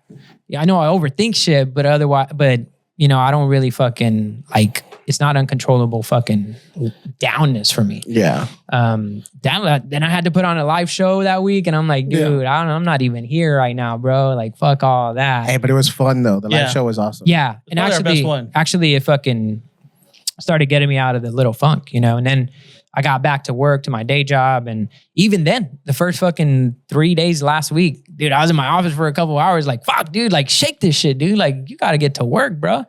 And then Thursday, Friday, I was like, all right, cool. We're good. We're getting back. You know? So in retrospect, looking back, seeing what happened to the car and seeing how safe you were, thankfully, does your heart go out to Elon? Totally, bro. Hell yeah, for that. And I was getting mad because people were making Tesla jokes and I'm like, bro, people were making jokes in general. He was making jokes and I was like taking it out on him. That wasn't a joke though. I know. That was me actually saying, hey, this was fucking lucky. Like you got pulled on Kill Tony and your life got saved. And then you came at me and I was like, that wasn't a joke. I would have came up with something way clever. But see, I was like getting pissed at nothing, bro. That's a rich joke. That's not a flaws joke. This chick was like, yeah, Tesla's not so smart, huh? Couldn't fucking stop that wreck. I'm like, bitch, like, fuck you, dog. Like, I'm going through it right now. But it wasn't them. You know what I mean? People, we're comedians, so we're going to joke about whatever, whenever. It doesn't matter how fast it was, you know? And we don't think about what the person's fucking going through, you know what I mean? And so it put a lot of perspective for me as far as like trauma and shit people are dealing with. It wasn't really, I thought back at my baby's mom when she went through childbirth and she would like just pop off and I'd be like, hey, dude, fuck you, dude. Like, what's your fucking problem? You know, and not considering you don't have control over that. Oh shit. Like that's involuntary. So, you know, everything happens for a reason. And the typical reaction when something like that happens, being around Mexicans, is todo pendejo. Yeah. And luckily nobody has, but me. But me, I'm like, but even still, so I'm like, hey, dude, people make mistakes, bro. You don't drive like that. I wasn't in a rush. I wasn't on my phone. I wasn't being negligent per se. I just missed a fucking check. You know what I mean? And I didn't do that check. And sometimes you ain't perfect. And what about the dude's food? Did you have it in there? Nah. Oh, okay. I hadn't picked it up yet. Yeah. And I couldn't figure out for the life of me how to fucking cancel it. I was so fucking brain fogged that I was like, fuck, dude, like cancel the fucking call, bro. That's funny. Yeah. And then I have insurance to them. They were like, were you rideshare driving? And then I don't have rideshare coverage with them. And I was like, fuck, they're going to know because it's connected to my car. That's one bad thing about Tesla. But luckily Uber had the insurance and they covered it. And they were like, called me and they're like, yeah, they're claiming injury. They hired a lawyer. And do you have any questions? I'm like, nah, I don't even know what the fuck to ask you. And they're like, well, we'll cover it. I'm like, well, then I don't got any questions. We're good. Yeah, but and you have a new vehicle now. You have a new vehicle. Yeah, it's not a Tesla, bro. But yeah, it's nice. My son calls it a Doge. And I'm like, it's called Dodge. Yeah, they got a Dodge Charger, black Dodge Charger out there. It all worked out, except for the guy didn't get his food, right? He didn't get his food. Yeah. What was he ordering? I bet you it was Chipotle, dude. Papa John's. Oh, yeah. I was gonna grab a slice. That's. I would be mad at that. I'd be mad at not getting my pizza. No, I would be mad that you have me taking you pizza when you could get pizza delivered. Yeah. Straight from Papa John's. Had it been that's fucking true. No, I think Papa John's uses the service. Had it been Papa Do's, then I would be okay. Yeah, you can't. that's because you true. got they don't have But delivery you're getting service. Fucking Papa John's. Bro? I wrecked Like, my that's car like- when you could have just had the delivery guy get into. The I was car mad accident. that he chose to order it when he chose to order it. Oh. That's what I was mad at. I was like, dude, if you would have did it a minute later, I wouldn't have had to do the U-turn, bro. I would have been right at the Papa John's. Like, what the fuck, dude? What were you doing that was so important that I had to get in a wreck? The fuck, bro? I was mad that dude was going 55 miles an hour at a green light when it's 55 miles an hour. But nah, I wasn't mad at anybody. I show up to his house and be like, look what you did. Nah, yeah. I know. I realized I made a mistake. And the Tesla jokes are so corny, dude. They're so easy to make.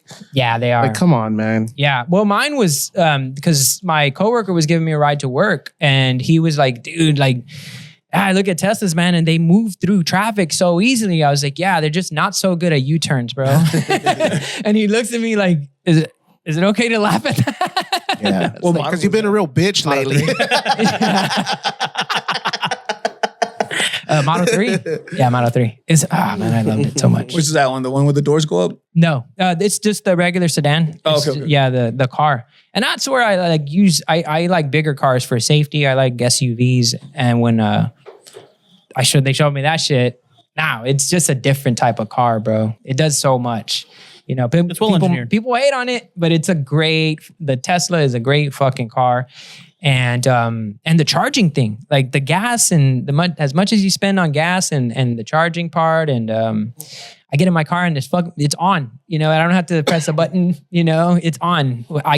I get off my car and it's off. I don't use a key or anything like that. It knows that I'm there with my phone, and that's fucking crazy. And I'm a technology dude, so all that shit's really fucking cool. It was really awesome to have. But hey, dude, we need a car. You know, and it's a fucking Dodge Charger. It's a beautiful car. Yeah, you know? You're looking down on it like, I am, bro. Right now, I am because I'm like, you dumbass fucking car. Look how long you take to get to fucking 60 miles. I have to press a button to start you. I've been sitting here for a minute and you're not even on. For a little bit, I didn't know that it started with the remote. I was like, this dumbass car probably doesn't even fucking start by itself. My car's already on when I got in it. Like, fuck, dude. Download the app. You can do it from with your phone. Really? Mm-hmm. Oh, cool. That's cool. It's crazy, right? When you get used to certain things and then you got to go back. Yeah. Like, I got to turn this thing on. Yeah, you feel a little ungrateful. Like, I feel a little bit ungrateful. You know, I know that it's ungrateful, but in my head, I'm still like, well, still, that doesn't fucking mean that I don't fucking compare and don't feel that. Yeah. I just don't let it get me down. It is what it is. I got a fucking nice ride out there and it gets me where I need to go. You got to have no ride.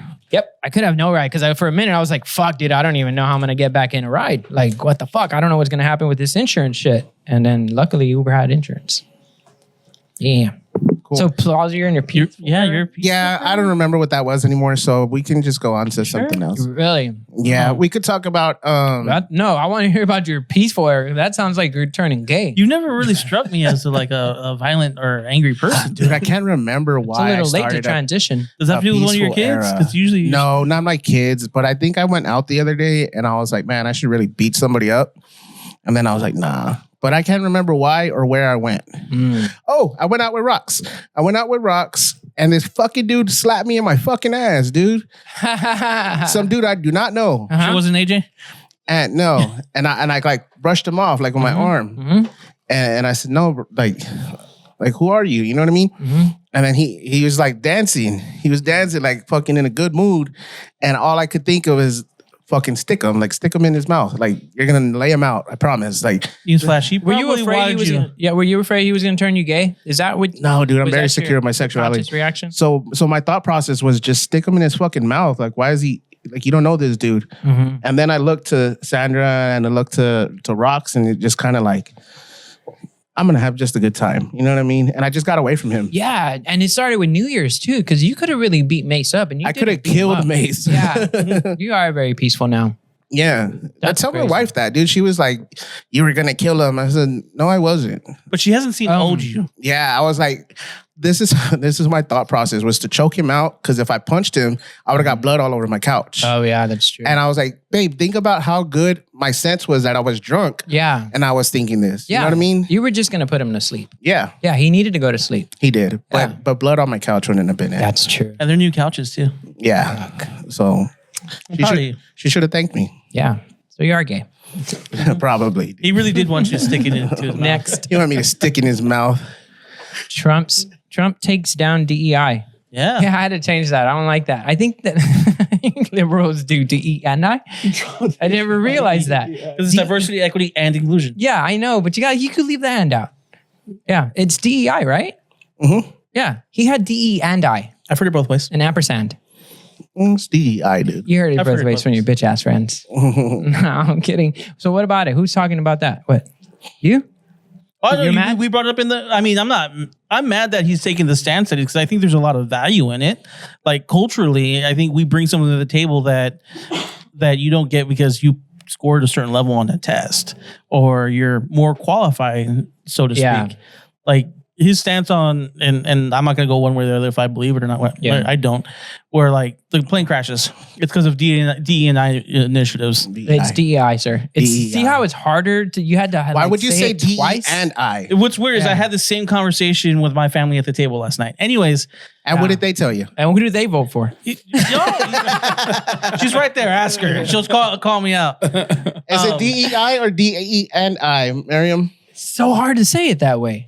I think it's a DUI. That's what he thought. He's like, Trump takes, okay, nobody can get a DUI anymore, bro. Yeah, bro, that's my, bro. Hey, y'all say he doesn't like Mexicans. Yeah. So like, toss those topos, we're getting at it. But no, like the argument is we have unqualified people, but the thing you don't understand is that there's different things we bring to the table outside of test scores or being more qualified. And you can still learn most jobs. Like if you, I don't think anybody is hiring people just because they're black. Maybe they have a quota they have to meet or something like that to get federal funding. Okay, I get that, but you're saying let's not hire these people because this white person and this Mexican have the same score, but he's white. We're gonna hire them. That's the reality of life. Yeah, that's gonna happen. But if we have the same score, you should look to get the minority, or even if it's a few points there, because they bring something different to the table. Yeah.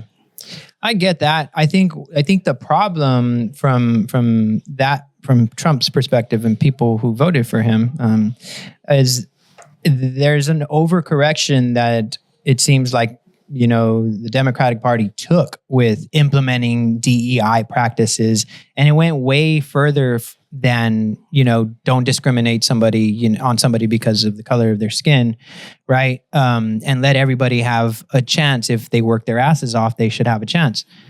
I'm an example of that, right? I worked my ass off and I got to a position of leadership within my organization because I worked my ass off. And it took a longer time maybe than somebody with whiter skin. I don't know, but I know that I got to where my goal was, and the time that it took gave me all the experience that I got. I'm appreciative of all that shit, right? All the no's that I got to get there. I don't feel like it was racism or whatever, right? In fact, I feel sometimes it was Latinos in leadership that held me down. Where they've seemed to have taken it too far is when you get into the question of of gender, and everybody has their opinion on that, right? And because everybody has their opinion on it and it's no longer a fucking fact, how can you make a judgment, right? How you could say anybody's being discriminated on for any little reason under those old rules. And then what they say is, okay, cool, we have these standards, right? And because we're trying to get these people, to qualify, we have to lower these standards, right? And so I don't know if it's true or if it isn't, if they lowered standards for who's flying a fucking that type of helicopter, a Black Hawk helicopter. It was a white guy. Was it? Yeah, but what was his qualification? Yeah. What was his years of qualification, right? Because what an older white guy with years of aeronautic experience, he might have higher qualifications. And if he wrecks it, well, then what the fuck happened, right? But if it's a younger white guy who got in because they lowered the qualifications because women haven't been trying to do this job for so long. And so now they're newer in, but they don't have enough, enough tenure to be able to fly it. But they lowered it because they need women to be able to do it. Right. And the average fucking whatever, I'm speaking hypothetically, but the average fucking tenure of a woman in flying Black Hawk helicopters is so low, they had to lower it. You know what I mean? Yeah. So if they did that, it's an overcorrection. And I think that's where they're like, let's throw it out. And I mean, it's a dangerous slope because it could be like, let's throw it out and we don't care about anybody. I think we're on agreement. Like there's a middle ground that nobody's trying to get to. No. Yeah. No, because you can't, right? Because in a helicopter. Wow. Hey, and you saw how it ended for Kobe. So Yeah, dude. and in small medical transports. Also, why would you want a woman driving a helicopter? They can't even drive a car. Yeah. Facts. Are you calling Beans a woman? I can't speak for being dude. able to drive, bro. Facts, dude. Yeah. You saw a fucking red light. I just think, like I said, there's a middle ground that can be. We in our daily lives, I think we've reached it. But you have these people out there who are on the news or on social media saying that, no, it has to be this way. You can't be transgender. You have to be male or female. And there's the other side saying, oh, you can be whatever you want. You can switch it up whenever you want. I don't think that's the case. I think there's a middle ground. Like, look, if Falls comes and says, Rich, I want to be a woman. Refer to me as a woman from now. I'm like, please do that. Okay, cool. That's what you want. I'm going to respect that. I don't give a fuck what you're doing in your off time. But you think it's a little gay, right? Yeah. It's totally gay. It's a little zesty. 100%. But it's like, there's that middle ground that I think we've all reached. I mean, as much shit as we talk on this podcast, I think at heart, we don't really give a fuck what you identify as and what your race is, as long as you're happy. But you gotta both sides take it to the extreme, dude. I tried to go into a restroom that was all genders. Honestly, I didn't think about it, and it was like, all genders, watch me do this. I wasn't being an asshole. I just needed to piss, and I was like, I got to where it said restrooms, and I see the woman's restroom, and then I'm like, okay, where's the man's? And then I look, and I'm like, oh shit, there's not a man's, and then there's one that says all genders. I'm like, oh, anybody can go in there. So I was like, fuck it, let me go in there. And this woman stops me, and she's like, you need to go to your restroom. And I was like, this is all genders. And she was like, no, sir. The men's restroom is across the way. And so she points across the fucking building. And I'm like, oh shit, my bad. Like, I was like, fuck, dude. It seemed like I was being an asshole right there. But the other thing that gets me too, it's like, it was all genders. What the fuck does that mean? Should have been other genders. See, I don't know. I have a cheat code for that. It's because there's you tuck it. No. This is what I do. Tape. If it's men and women's and it's just one restroom stall, I go in the women's. I just locked it. So I'm cool with that. Yeah, no, that's the I'm thing not too. I'm not gonna wait. No, it's a restroom. Yeah. I know women, and Miriam told me this not too long ago. You do? Yeah, I do. You know women? I know women. I'm married to one. You for watch now, Sex until and the she City, identifies you as know something women. else. But like, they'll go to the men's restroom because the line's shorter. Nobody gives a shit about that. But the minute a man walks into a woman's restroom, like, I get it. Men are more predatory by nature, and there are issues there. But like, you don't hear the other end of it, like, oh, the woman's just going in there to see some dick. No. And guys, I guarantee you, if they're truly transgender, they're not going in to harass you. They're going in and take a piss or take a shit. Maybe. Yeah. I mean, if you sit down, you're fine. Yeah. You're good. Just go to stall. You know, the bottom line is everybody should do what the fuck they want to do. Yeah.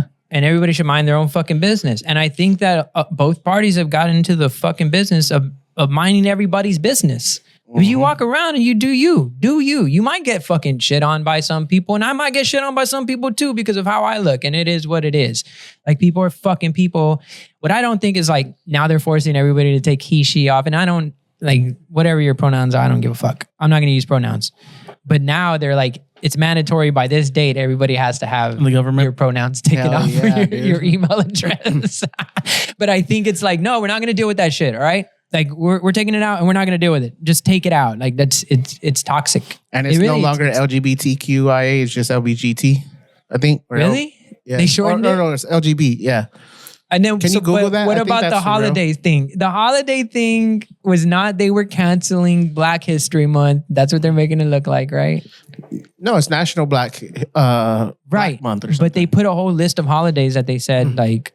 They should do like, since February is like what, 28 days? Yeah. Every day should be like designated to a Black person, like a certain Black person in history. Like, dude, do we have 28 of them? We have to at least have Kobe, Jordan. Yeah. Okay, we're getting there. You know what I mean?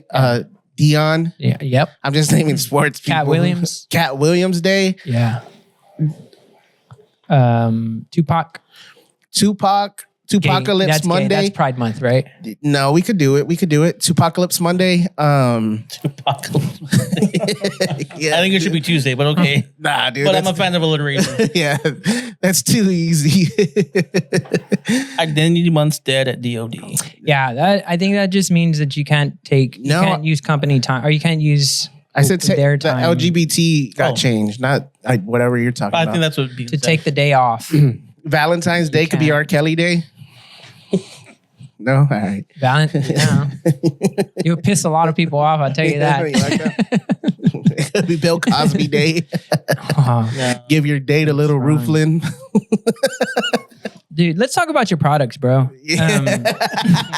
We're going off the fucking rails here a little bit. Now let's talk about your meet and greet. It's what I was gonna say. It's a perfect. Yeah, it's a perfect segue. It's a perfect transition. Yeah, transition. Yeah, let's transition. Let's fucking transition. What you got here? So that's our THCA products. We're starting to push that into our convenience stores and our actual store, 5607 Kenwick. One thing I was going to tell you, the only thing I didn't like about the Kill Tony, you didn't name drop the podcast. I know.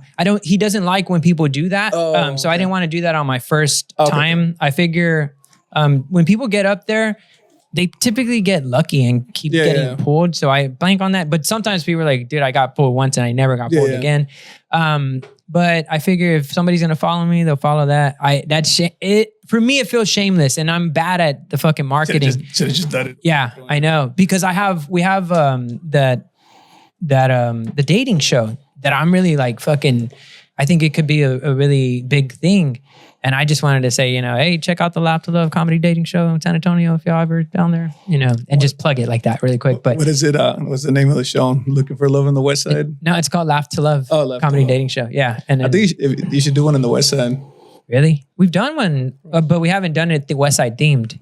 Yeah, Edgar's and Eva's and Edgar's. Dude. Yeah, dude. Yeah. Elena's and Edgar's. Tortas. Tortas and Edgar's. Yeah. Edgar's and Tortas. Yes. They got to come with the Fuck brown yeah. lipstick and Hell yeah. Sharpie eyebrows. Lip liner. Mm-hmm. Fuck yeah. Thank you, bro. Hell yeah. We're going to bring it to the West Side. See which couple gets a domestic the quickest. Did you start with air fresheners? Yeah, that was the first thing that we made. We started with air fresheners, and it was the same thing. We just went knocking on doors, which the worst thing they could tell you is no.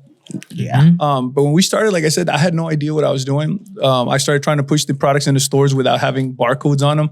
So everybody started giving me a little bit of game. They're like, hey, Nanny, we can't buy these from you because you don't have barcodes. So how are we going to sell them? So I went to Office Max, started printing out barcodes, started putting them on there. So just learning things here and there. Like I said, I didn't go to business school. I dropped out of 9th grade. So to me, everything was a learning experience. Mm-hmm. So I was just picking up things as I went. One of the largest accounts that we picked up quickly here in San Antonio, we got all the franchise 7-Elevens, franchise-owned 7-Elevens. I met a few of the guys. They were, and it was by accident. Usually when I have to go to the restroom, that means that I'm going to get into whatever restroom I stop at, the store. So if it's a 7-Eleven, more than likely I'm going to get into it.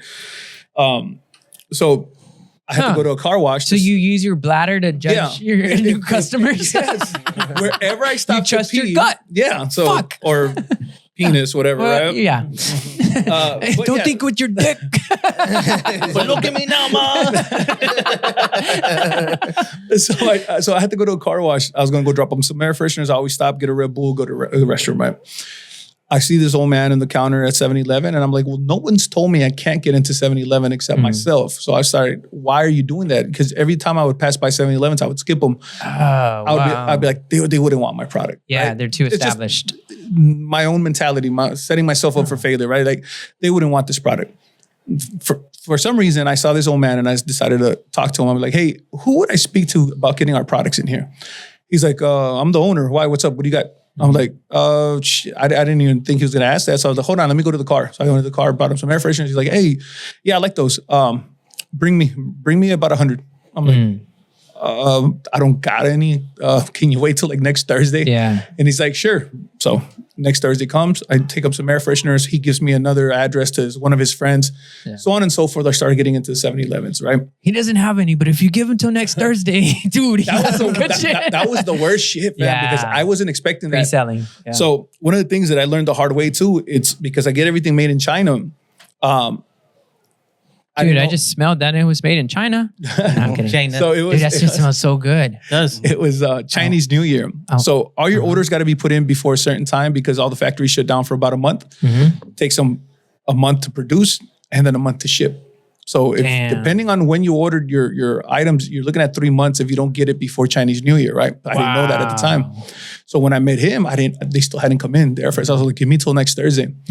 But I started getting into the 7-Elevens. I met the franchise owner association president, and he talked to me like some kind of drug dealer. He's like, hey, look, if we're gonna let you into our stores, we don't want no bullshit that you can't supply us. Wow. You know what I'm saying? Like, dude, you should start a movie, bro. yeah, You should do a movie. it was like, you know when Tony was talking to Sosa, right? Yeah. So it felt like that. He was kind of telling me, hey, güey, no me vas a salir con mamás, güey, que no me puedes traer producto, güey. Like, wow. So I was like, oh shit. I was like, okay. So then I had to figure out how to get money to order the products for the orders that they were going to be making. Yeah. So he's like, hey, if you want to pitch in front of all of our stores, we take donations for our franchise owner associations. I was like, well, how much? Right? You know, it's kind of like a payoff. Yeah. He's like, nah, whatever, man. Like $500, whatever you want. Cool. So I gave him a little donation for their franchise owner association so they can get themselves breakfast or tacos or whatever, dog. You know, it's got to grease the wheels. Yeah. So I'm in front of like 200 stores at the Budweiser. They had a meeting inside the Budweiser conference room on Highway 90. And sure enough, I presented in front of everybody and I ended up closing like 90 accounts that day. Damn. That's where you used to park to watch the air shows. Yeah. So I was very surprised. Dude, that's fucking crazy, bro. Yeah. After that, like I said, it just, everything took off pretty quickly. And then we started figuring out how to get different merchandise to add to the air fresheners. And right now we're in over like 500 accounts that I personally take care of. And then we have distribution through wholesaler companies in Houston and in Dallas. Damn. So how did you even like get connected to people in China, like to know that that's where to get the shit from? I didn't know. Like I said, for the longest time, I was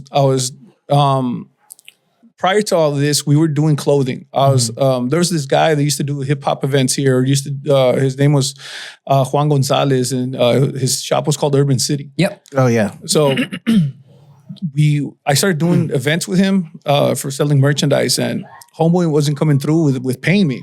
So I said, hey fam, like I can't continue to do this with you if you're not going to be paying me, dog. Because he would always have some excuse like, oh, it didn't go good. Because we're doing events like lowrider shows and other events like that. So I was like, so what do you want to do, fam? I'm like, let's do this. Pick one item that you have that I'll sell it and I keep 100% of the sales. So he's looking around. He had some air fresheners and he's like, look, sell these, you can get them. But he was looking at it like a trash, like it was nothing. Yeah, he was trying to fuck you, dude. Here, so he's like, throw him these fucking air fresheners. But shut up. Before before this, I wanted to be a rapper when I was in Laredo, right? So all right, you can do freestyle. I was very good at sales because I would sell CDs. So it felt natural to me to put something in your hand. So I would walk up to people and be like, hey, check out these air fresheners, right? So I had an item that I could put in your hands. I'm good at that. I started making more money selling the air fresheners than he was selling shirts. So Shit. At that time, he was doing all those events because he wasn't doing well with his shop.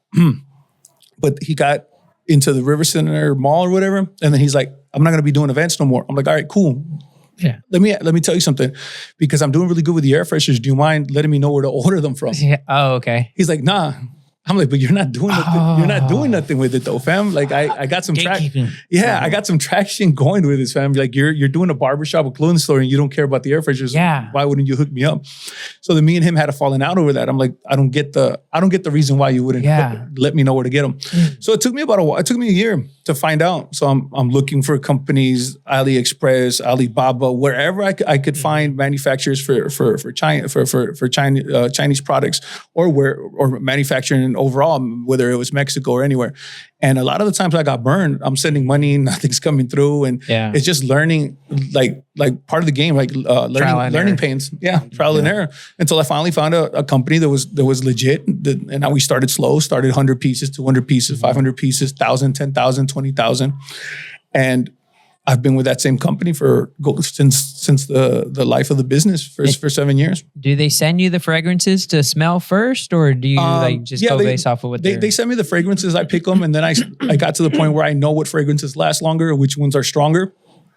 So I usually stick to like 4 fragrances just because they last longer. Really? So yeah, but so we hit the ground running, and it's just I'm good at sales, so I know that I have the ability to sell pretty much anything that you give me. Yeah. And now that we have a good rapport with stores, they also take anything that says La Conecta on it. So as long as it says La Conecta, I could take them anything. And like apparel and clothing, I never wanted to get into that. Yeah. But they're always asking me, they're like, hey, Danny, when are you going to bring shirts? I'm like, I figured a way to get out of it. I said, hey, look, if you're going to take shirts, I need to bring you a display that holds 200 to 400 shirts. Oh. So I figured, you really want it. Yeah, I'm like, they're going to say no. Yeah. Yeah, go ahead, bro. Oh my God.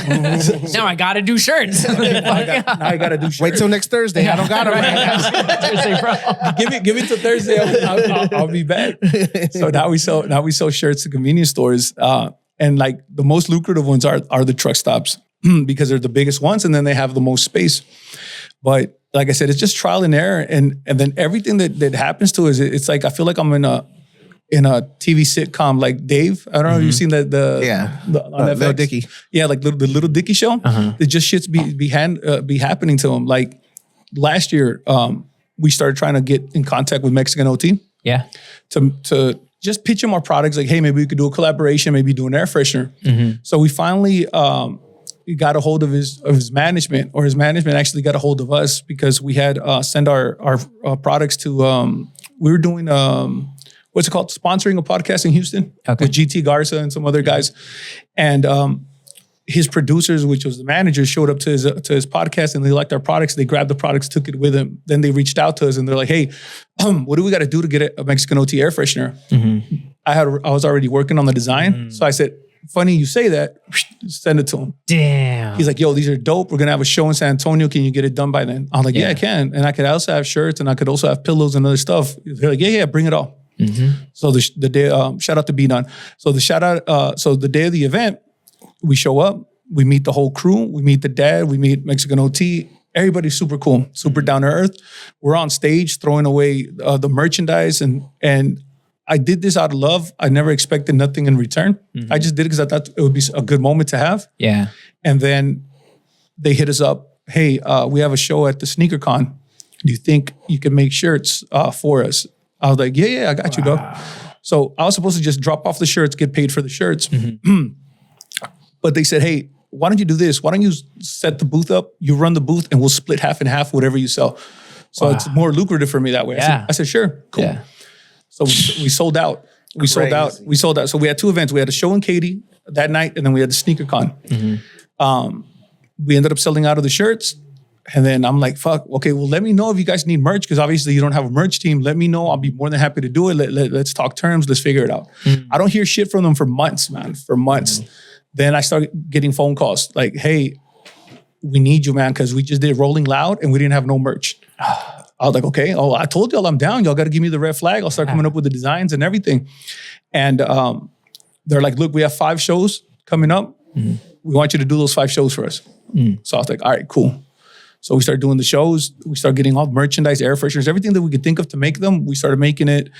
And then at the end of the 5 shows, there's like a 2-week break. And then I start seeing the flyers for the tour. So I'm like, hey fam, like if I'm going to do this tour, you kind of let me know right now because it's a lot of fucking work. And I'm not going to have enough time to get everything ready. Yeah. So sure enough, one of the last shows that we did in San Marcos, I had some Drody merchandise left. Drody hits me up. He's like, hey, I hit up Drody. I'm like, I need to drop you off these shirts. He's like, no, just give them to me when you're on tour, way. And I'm like, what are you talking about? Oh no. Yeah, no. We're like, everybody's saying that you're gonna be the guy that does the merch for us. I'm like, who said? Yeah. They haven't called you? I'm like, no one's called me, dog. What are you talking about? So I hit up at the time was his manager was B-Don. I'm like, hey, B-Don, they're saying that I'm gonna be doing the merch, but y'all haven't told me. So what's going on? He's like, hold on, let me call Greg. Greg's like in charge of the label or some shit like that. So then I talked to him. He's like, oh yeah. Send me the contract over because we had to send a contract to him. I'm like, all right, cool. So I send the contract over, and at this point, I have 7 days to get ready for the tour. Damn. So we're printing shirts. We're making shit.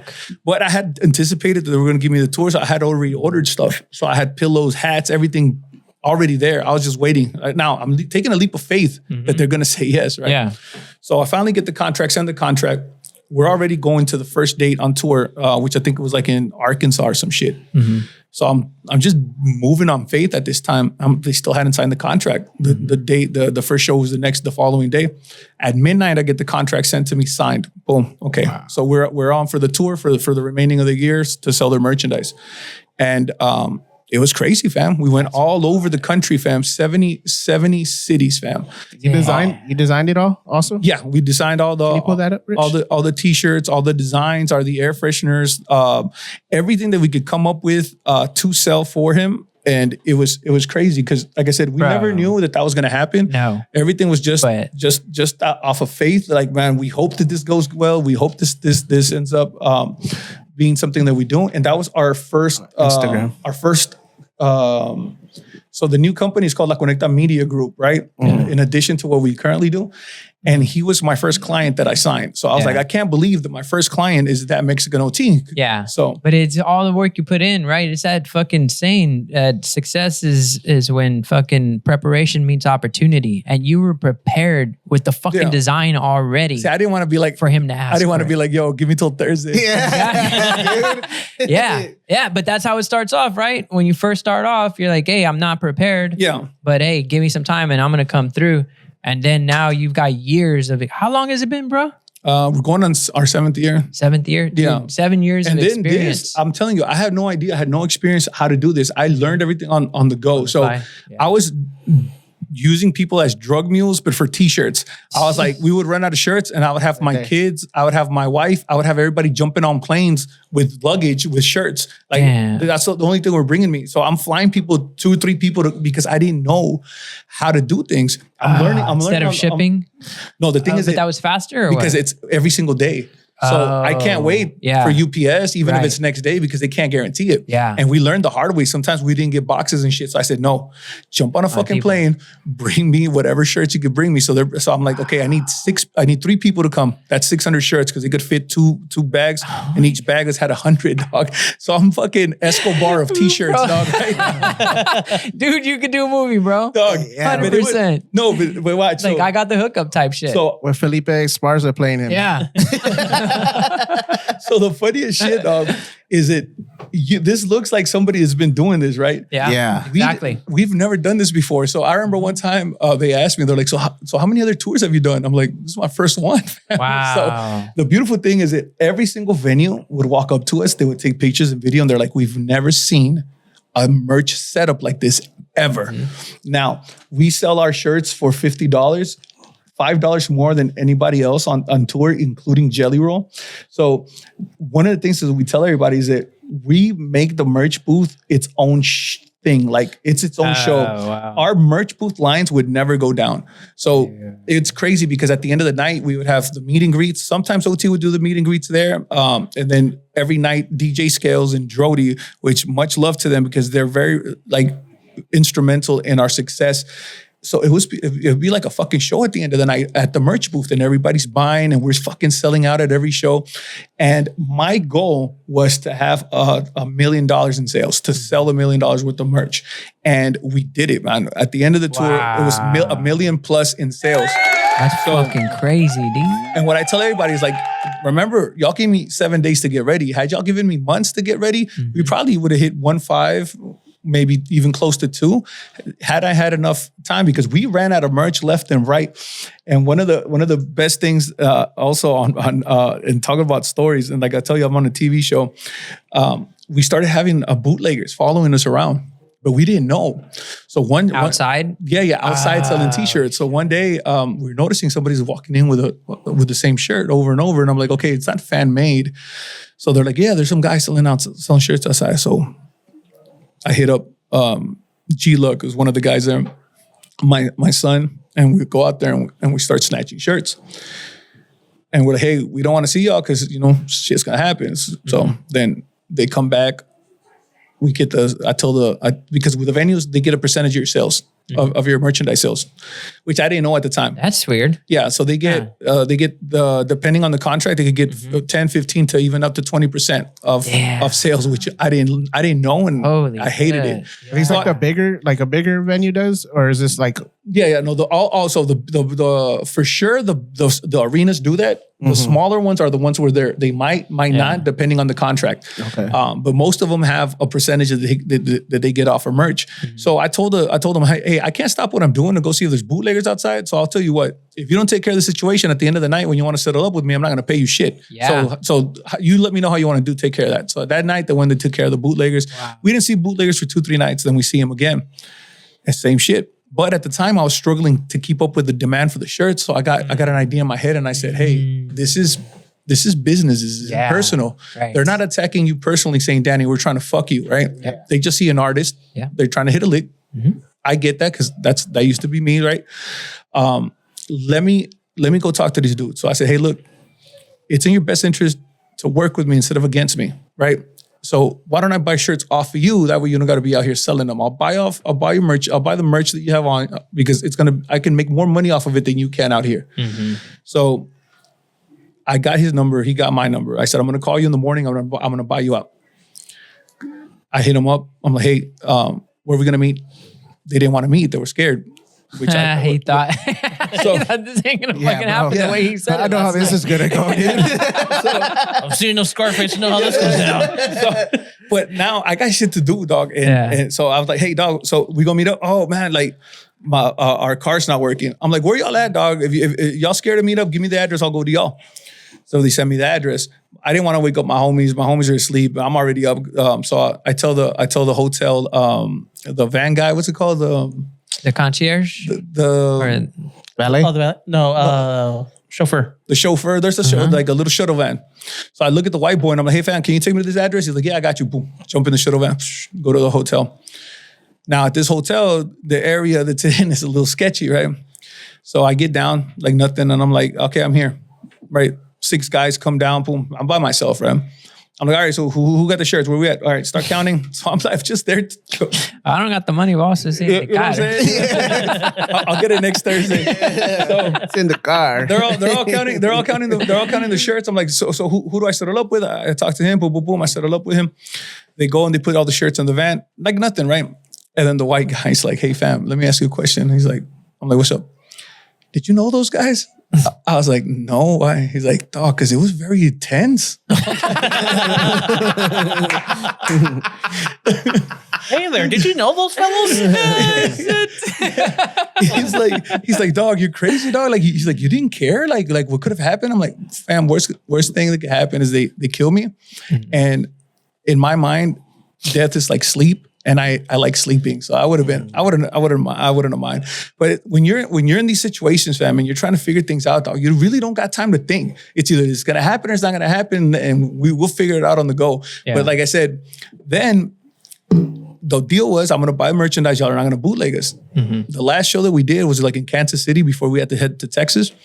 Sure enough, they're like 3 blocks down. And I walked. The same dudes? The same dudes. So I'm like, okay. All right. Now it's personal. So I go over there and I'm like, what's up? I'm like, I thought we figured this out already. They're like, my boss wants to talk to you. I'm like, all right, show me where your boss is. So here comes this dude that looks like Ice Cube's son. Right? He had a little Why didn't he post up closer if he wanted to talk to me? He should have been at the arena. So he's like, we've been looking for you. I was like, all right, whatever. So he had a little shoulder strap, right? Cool. So it's just me again, because I do all this stuff by myself. So I go. They like 6-7 guys approach me, and it's the main dude. And I was like, dog, I thought we took care of this. And he's like, no, I think there was a misunderstanding. I'm like, no, I already told you, dog. Now I'm taking it personal. And before I didn't take it personal because it's just something that you do, but we had already talked, dog. And so like I'm telling you, it's not gonna end well, fam, if you continue to do this. So either you work with me the right way, dog, or it's not gonna end well for you. But I'm by myself. It's like 6-7 of them. Before I know it, it's like the Avengers. You know, when your people, like the end game. You know, where Cap's like, we're on your left. All of a sudden, I don't know if you're familiar with Maxo Cream. Yeah. So he's a rapper. He's a Crip member, and he's a rapper. Yeah. All of a sudden, you see like Doctor Strange do the little circle, and nothing. Like a bunch of Crips come out. Damn. That's wild. Then I look to my the other left, another one of those little holes that Doctor Strange does. All Mexican OTs people come out on one side, dog. Oh, so all of a sudden, like I got all this backing that I had no idea was there. And shit was about to break loose. Like I see over there, the guys getting punched out and shirts getting taken, and it's all hell's breaking loose. And I said, hold on, I got this, because I'm trying to do the right thing. I'm trying to do the business move, because I could use these guys. I could literally use them if I could get them to understand that they're going to be making more money working with me. Right. So finally, me and the dude hash it out. Everybody leaves. These guys go that way. But he's like, no, but I got to get my shirts back. No, that's gone. Those shirts are gone. Yeah. So that was the hard way that I talked about. No, and I told, and we sit there and I said, look, I'm going to need your help. Right? Because instead of me having to go to Texas and fly my people out here and drop me off shirts, you already have your facilities out here in the Midwest. You could print out the shirts and send them to me. So we finally came to an agreement, and we finally ended up doing that, which now this guy that we could have had beef with is one of my biggest allies in doing this. So they had quality shit. Yeah. They were just bootlegging it. But it was quality. Yeah. So that was like, oh shit, dude, let's fucking bring them in. So because I decided to handle things that way, and usually I never want to handle things that way. Yeah. But this time I was like, okay, so now I understand when they say business, not personal. Yeah. But now me and this guy are very good friends, and he's one of my biggest allies, and he put me on a lot of game and transportation. Now I no longer have to. That's dope. I no longer have to fly people out, but he put me on game on how to get things delivered to me the first within the day by shipping things cargo. So you go, you set up an account with any of the airlines, a cargo account, and I go and I drop off things, and the next flight to Dallas, that's when my stuff's there. So wow, that's why I couldn't get my carry-on. So I could get things in 1 or 2 hours. Dude, that's fucking, but dude, like you probably have a fucking doctorate right now in business management just through fucking doing the job. Well, see, now I understand why it's very important experience. Yeah. Experience over any kind of degree. Yep. Because at the end of the day, degrees, like, so the most successful people, the most millionaires are, don't have any kind of college education. They're self-made. Yeah. And I didn't understand that. I started, because I was bad at school. I couldn't pay attention. But they say like C students, most of the C students are the ones that become entrepreneurs, and they become successful making their own businesses because they weren't good at listening. So what they're saying is like the A students, like the so like the A students, they say that they're very good at school because they're good at listening and they're good at following the rules. So they're gonna be the best at what they do within the company or whatever job that they choose to do. Yep. So I was like, oh, okay. So it started making sense, because I'm like, I just wasn't good at school, but for everything else, I'm kind of smart, right? In my own way. But it's picking shit up on the go. Like I was able to make this side hustle into a successful business where even as my first client, we made $1 million in sales, or over $1 million in sales. And now I have the ability to do that for anybody that we want. Like, so we've gone up to Big X the Plug. We've hit up Sauce Walker. We've been hitting up other people to get on tours. But it's the same thing. What we need more is exposure for people to understand that this is something that we have the ability to do. Right. It's Mexican owned, and we understand who we are catering the products to. Like, we understand that this guy's a rapper. We understand what kind of rapper he is. We understand that most of any other companies that do what we do, they're white-owned companies. And I've seen their setups. They're plain Jane, like, setups. They don't have no heart. They don't have no life. So I think when it comes to this, we are the best at this merch. The only thing is, like I said, we don't have those connections and those financial backings to get things for that to accelerate and for us to be able to land 10, 15 clients at a time. But like I said, everything that happens to us, I feel it's like a little Dicky show. I'm telling you. The other day we were doing. You don't have a camera following you around every day? That's the worst shit, fam. That we don't have nobody follow us. The other day we went to go do an event. You have to. And all of a sudden we're there at the event, and all I hear is people yelling out, "Boom, boom." I'm like, what the fuck's going on over here, right? It was the Costco guys. I don't know if you're familiar with the Costco guys on TikTok. It's a father and son. Oh, we bring the boom? Yeah, we bring the boom. And all of a sudden, they're on stage rehearsing their song, and they're doing that song called "Here Comes the Boom." The actual ones? Yeah, the actual Costco. And you're like, what the fuck? I'm just meeting random people. Like, I'm like, what the hell is going on here? And I thought it was hilarious because my friend's a big fan. So I got them to do a shout out for us and everything. And as I'm walking backstage, like, we had made an air freshener for Johnny Dang. We didn't have it at that time to present it to him. I walk backstage and I just see Johnny Dang passing me by eating bananas, and I'm like, what the fuck's going on in my life right now? So I'm like, crazy. So I'm like, hey, I was like, what's up, Johnny? Hey, did Mike show you the air fresheners that we made for you? He's like, oh yeah. And then, all right, so we're just there chit-chatting or whatever. But I'm like, what the hell's going on in my life where I'm just around all these people? You know what I mean? So it's what you asked for. But it's just crazy how things happen. And then we've gotten Chona E. She's another comedian from San Antonio. I don't know if you're familiar we've done shows with her. We've had her on as well. Yeah, so we started doing her merchandise as well. And man, it's crazy when people love somebody. Yeah. And you're able to see that in person. Like, her following that she has is crazy. Every time that we go and we set up, her shows are all sold out, and then the merchandise does crazy. Yeah, dude. The Vix design was fucking hilarious. Yeah. Did she have a joke about that, or? She says Ponte Vix. Oh, okay. I believe she says Ponte Vix. So we came up with the Chona design for her based on her comedy or whatever. And then we get input from her. She's like, hey, change this to Comedy Relief. We're the ones that put Ponte Vix. So it's just things that people can relate to her. And so cool. I wonder if it smells like. Does it smell like Vicks? I wish it would, man. That would be fire, right? You should make a special one. Hell yeah. Do you do Michelle Cantu as well, or no? Who? Michelle. She's also a comedian from here. She is always selling out of merch, bro. We don't like I said. Hopefully, we get more people to hit us up. We just got Jose Not Juan also. He's starting to do really good with his comedy. He sold out his first 2 shows. He hit us up. We had told him, like, if you ever need help with merch, let us know. And he's like, hey man, is that offer still on the table? I'm like, yeah. The more people we represent, the better. It's mutually beneficial. Yeah. I have more clients, and we're able to offer you our services. And like I said, when we go out, we do the same for everybody. We set up your merch, make it look fire, tablecloths, cutouts. We go all out. We make you look exactly like what you're supposed to feel like, in which that's a superstar. Yeah. You don't want to have to handle the merch because it's a lot of fucking work. Yeah. To set your own merch, to break down your tables.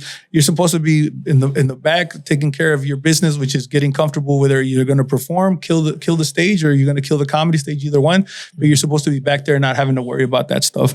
Yeah. You ever think about doing things beyond merch? Because your business mind can. Merch is fucking awesome. I have 1,000 ideas, fam. But it's implementing people that can help me. Like right now, I know that I could sell the crap out of THCA products, hemp products, but I need somebody that's actually that has the knowledge to. Like I said, to me, I could sell. But I just need the people that are in the field of THCA and hemp, so they can give me all the info, or they could sell the info to the people. I can sell it to you, but then this guy's going to explain to you what's actually in there. You know what I mean? Guy from Mexicana Cafe. I would encourage you to reach out to that guy. Mexicana Cafe? Yeah, he knows so. We did a show there, and he would just like, man, he could have stopped talking to me while I was setting up about everything about THC, THCA. He's been through fucking all of it. I was like, dude, you're like a fucking chef, like a chemist. Like, yeah, because everybody has expertise in what they do. Yeah. Like to me, like, I was telling the t-shirt guy, I'm like, look, I'm turning to you and I don't want to turn to no one else because you have all the expertise. I'm not trying to learn how to screen print. Right. You know what I mean? Yeah. That's why I outsource everything. I just need to turn to you, make sure that you do what I need you to do, and I need to move on. I can't take time to learn everything. Like we try to do a podcast, but I'm like, I personally can't learn the buttons, the editing, all that. I could get it. I can make it successful. I could push it, promote it, etc. But I can't, I'm not good at the X's and O's. You know what I'm saying? Like, and it takes away from the bigger picture. Nah, dude. Yeah. It's like I have a lot of issues with, like I said, with work and this and that, but I'm like, I can't. So if I focus, if I'm right now at the warehouse getting the route set up, I'm not using myself to the full potential, which is I'm only supposed to be out there trying to get bigger accounts. Right. That's supposed to be my primary job. But if I have to stock the stores or I have to continue to do things that are not where I need to be focused on, it's gonna hurt. It's gonna hurt the business because I'm supposed to be getting the bigger accounts and growing. And I still have there's so many things that I still have not done because I don't have the time right now. Like going and trying to get meetings with like hedge funds and angel investors and everything. Because in order for a business to go from small business to Fortune 500, you're talking about investors. And just like Shark Tank, fam, you got to sell a part of your company, but you got to meet the right people to see the vision and to see what you're doing and to trust that everything that you're saying that you're going to do, you could do it. And so far I've been able to execute on every idea. Like these are the bar babies. So before I was able to actually create the comic book is like I made the merch for them. So these are the bar babies. These are our mascots. So the whole story behind this is I have a comic book that I want to make with them. And the first episode, the first comic book is them going and killing Yolanda Sandoval.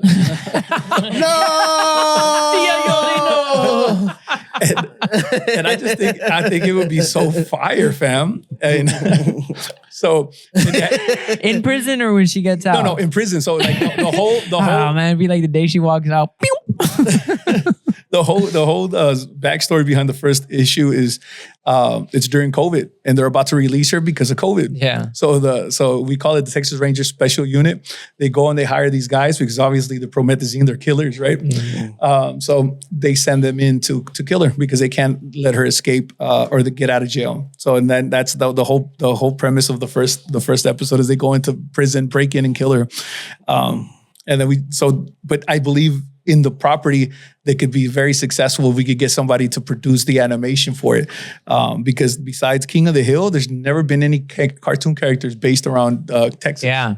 There's online services that do that. You just give them the idea, the whole fucking rundown, and then they'll produce the... Yeah, and I'm a caveman, dog. The last thing I did that was considered something around technology was setting up my grandma's VCR. Oh, no, not Thea Yoli, bro. You should be on Thea Yoli's side after they sent you a cease and desist, bro. You should not like that family.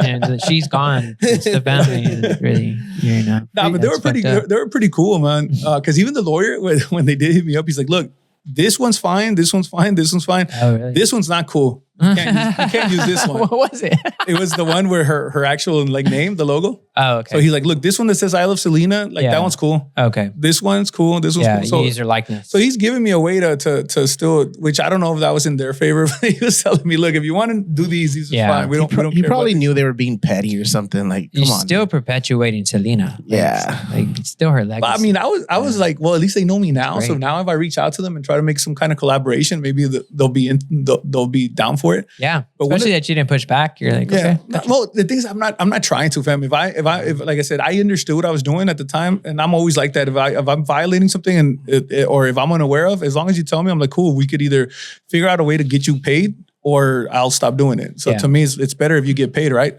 But that was the first time that I had an experience that somebody knew who he was, and they're like Chiquis. I don't know if you know who Chiquis is. No. It sounds familiar. She's the daughter of, and there was this Mexican singer. She died in a plane crash. Jenny Rivera. Oh. Yeah, so it was cool. You know her? You like her? So Chiqui, she had her. Chiqui's Rivera. I don't think nobody likes her as much as the mom. Oh, really? But she's third one, right? Yeah, she's pretty big, and I kind of like her. She had her license plate. She had her license plate on her tour bus. She had the Telocico license plate on her tour bus, and people were sending me pictures of the tour bus, and I thought that was so cool. And that was yours? Yeah. The only thing is, I don't think people know who we are. They know of our products, but they don't know who we are, if it makes any sense. Yeah. Because I'm like, if you like our products, why can't we figure out how to reach out to these people, or for them to reach out to us so we could give them more product, or we could possibly do a collaboration? Like, y'all know Mole or the Hermanos de Leche podcast? No. They're pretty big in Mexico. It's a big podcast. Pone Hermanos de Leche. And he actually was doing a podcast talking about his favorite things that he owns. And he pulled out of his backpack one of our air fresheners. And I was like, yo, that's so dope. And then I reach out to him, but they just look at the message and they don't reply. I'm like, what's going on? Didn't they do that on No Jumper also with Adam 22? I think Hoodlum or Dude, somebody? we're gonna make a reel about them looking at the message and not replying, and you're gonna get a to me, I don't get it. Also with like TikTokers, they'll use our content or like our products to make content. That's wild. And then when they're asking, where did you get the product? They don't mention us. They act like they don't read the comments. And then the people in the comments are replying for them. Like, hey, La Conecta Brand. But the actual person, instead of saying, hey, if you think this is dope, hit up La Conecta. I'm like, because we're still a small company. So if we're able to get some sales through that, and I get it, they don't owe us anything. But if you made like 500,000 views, 1 million views on something that has our products in your videos, why not shout us out? So yeah, but that's weird. So even the plush, like the little plushies that you got, like of OT, you designed those as well? Yeah. Or did they send you? Can you pull that up? Because I think those look dope as shit. Like the little ones. Yeah. Back So there. he's a big fan of they're called brick bears. Like I said, I'm old school. I'm not familiar with the popular stuff. So he's very a big fan of those brick bears. So I just made the brick bears as OT, and then we created this one. And then he's a big Nacho Libre fan, so I took that. And since he already has a wrestling persona, we just made this as Nacho Libre as the Mexican OT. So it's like I said, it's just understanding who they are. So obviously we're adding the chickens and stuff. Yeah. He's big into the promethazine. So then we made a promethazine design where it says that Mexican OT instead of walk heart. But are you like drawing these out, or are you? No. So like I said, I have a guy that draws it for me. So I tell him how I want it, how he's going to do it. And then he draws it. Then once it's good and I give him the okay, he sends it to me, and then we send it to get produced. That's badass. Whether it's on pillows, t-shirts, beach towels, air fresheners, caps, like, so everything here almost sold out. Pretty much everything sold out except shirts, because we just had to order more since we had a few more shows after the tour. All of your license plates have La Conecta down here? Yeah, and if they don't say La Conecta, it's a bootleg. And we've already been in situations where they try to knock it off. They had La Conecta on there, and then I told the dude, I'm like, this is trademark, right? Like, I'm an actual company. The style of a license plate like this is trademarked, or the word, like the word the that's La Conecta, the logo. The logo is trademarked, and then and then anytime you make a design like that, and me la pelan. Yeah. So that's trademarked, and then we're trying to trademark everything that we use, like with Don Vergas, Telocico, Toxica. Me la pelan took us a while, man. It took like 2 years before they approved it. Really? They're like, what does it mean? Me la pelan. So if you look up like trademark stuff, like in the government website or whatever it's called, you put me la pelan and it comes out as trademarked, right? They send me a certificate and everything, and I'm like, can you imagine somebody had to file this? Yeah. and me la pelan. Hey Bob, one of those Mexicans are trying to. What is it? What's up, Melon Pellin? If you Google the translation, what is it? It's they told me what does it translate to, and they're like, you peel me? I'm like, yeah. As long as it gets approved, whatever y'all fucking think. So they put it as you peel me. You have to put Spanish to English. That sounds something. We have the best Googler in the game. Yeah, and the funny thing is, like I told you, since we're from Laredo, that's just like insults and stuff that we say amongst each other. Me la pelan. But we didn't ever know that people outside of Laredo knew what the hell that meant. Oh, really? Yeah. Peel me. They peel me. He says it in Blood In, Blood Out. They peel me. Interesting. Yeah. That's hilarious. So I was like, yeah, that's exactly what it means. You peel me. Does it mean you suck me off? So Is that what that means? Me la pelan means like, let's say if I tell you, hey, you know that other comedian, he's funnier than you, and you reply with, ese vato me la pela. Yeah. You know what I'm saying? Like he's basically under me or whatever. Like he ain't shit compared to me, pretty much. He's a peel of me. Interesting. Peeling back your skin. He ain't as good as me, pretty much. That's cool. What else you got? So we can wrap this one up. Yeah, let's talk 2 about hours February 22nd, right? At your shop. Yeah, February 22nd.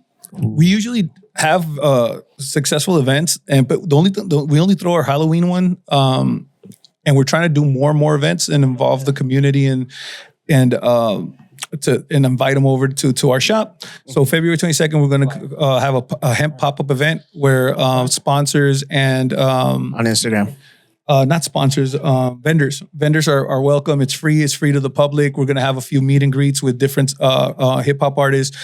King Kylie's going to be there. Drody, TB Robbie, DJ Scales. Right under Barney. We're going to see if OT will be able to do it. I know it's a little bit more complicated because he's actually signed and stuff. So, but if not, I think Chona's going to be there. Also, she's going to do a live reading of our storybook called The Little Mamalona That Could.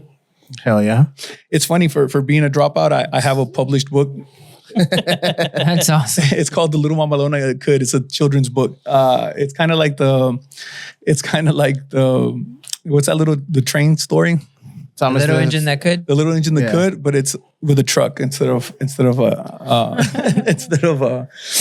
shout out TB Robbie, bro. It's a great picture of TB Robbie. Yeah, I don't know what he's looking at right there.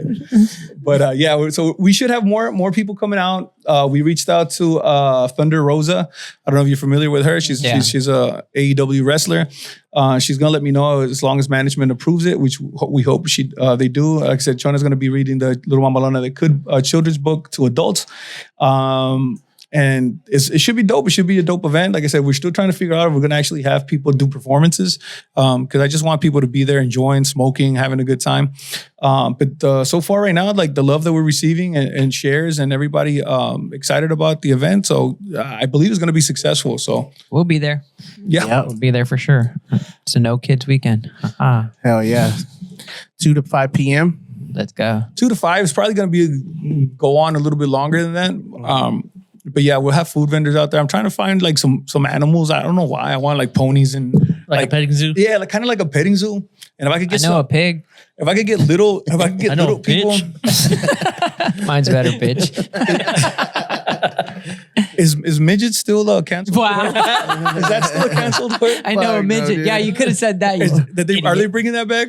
Midget's still good, right? Yeah, the DEI is canceled, dude. You can say anything now. You can say anything. Okay, well, if I could get some small people would be funny dressed as leprechauns. I'll be there. I just think it'd be funny for a bunch of people. I've seen on Kill Tony.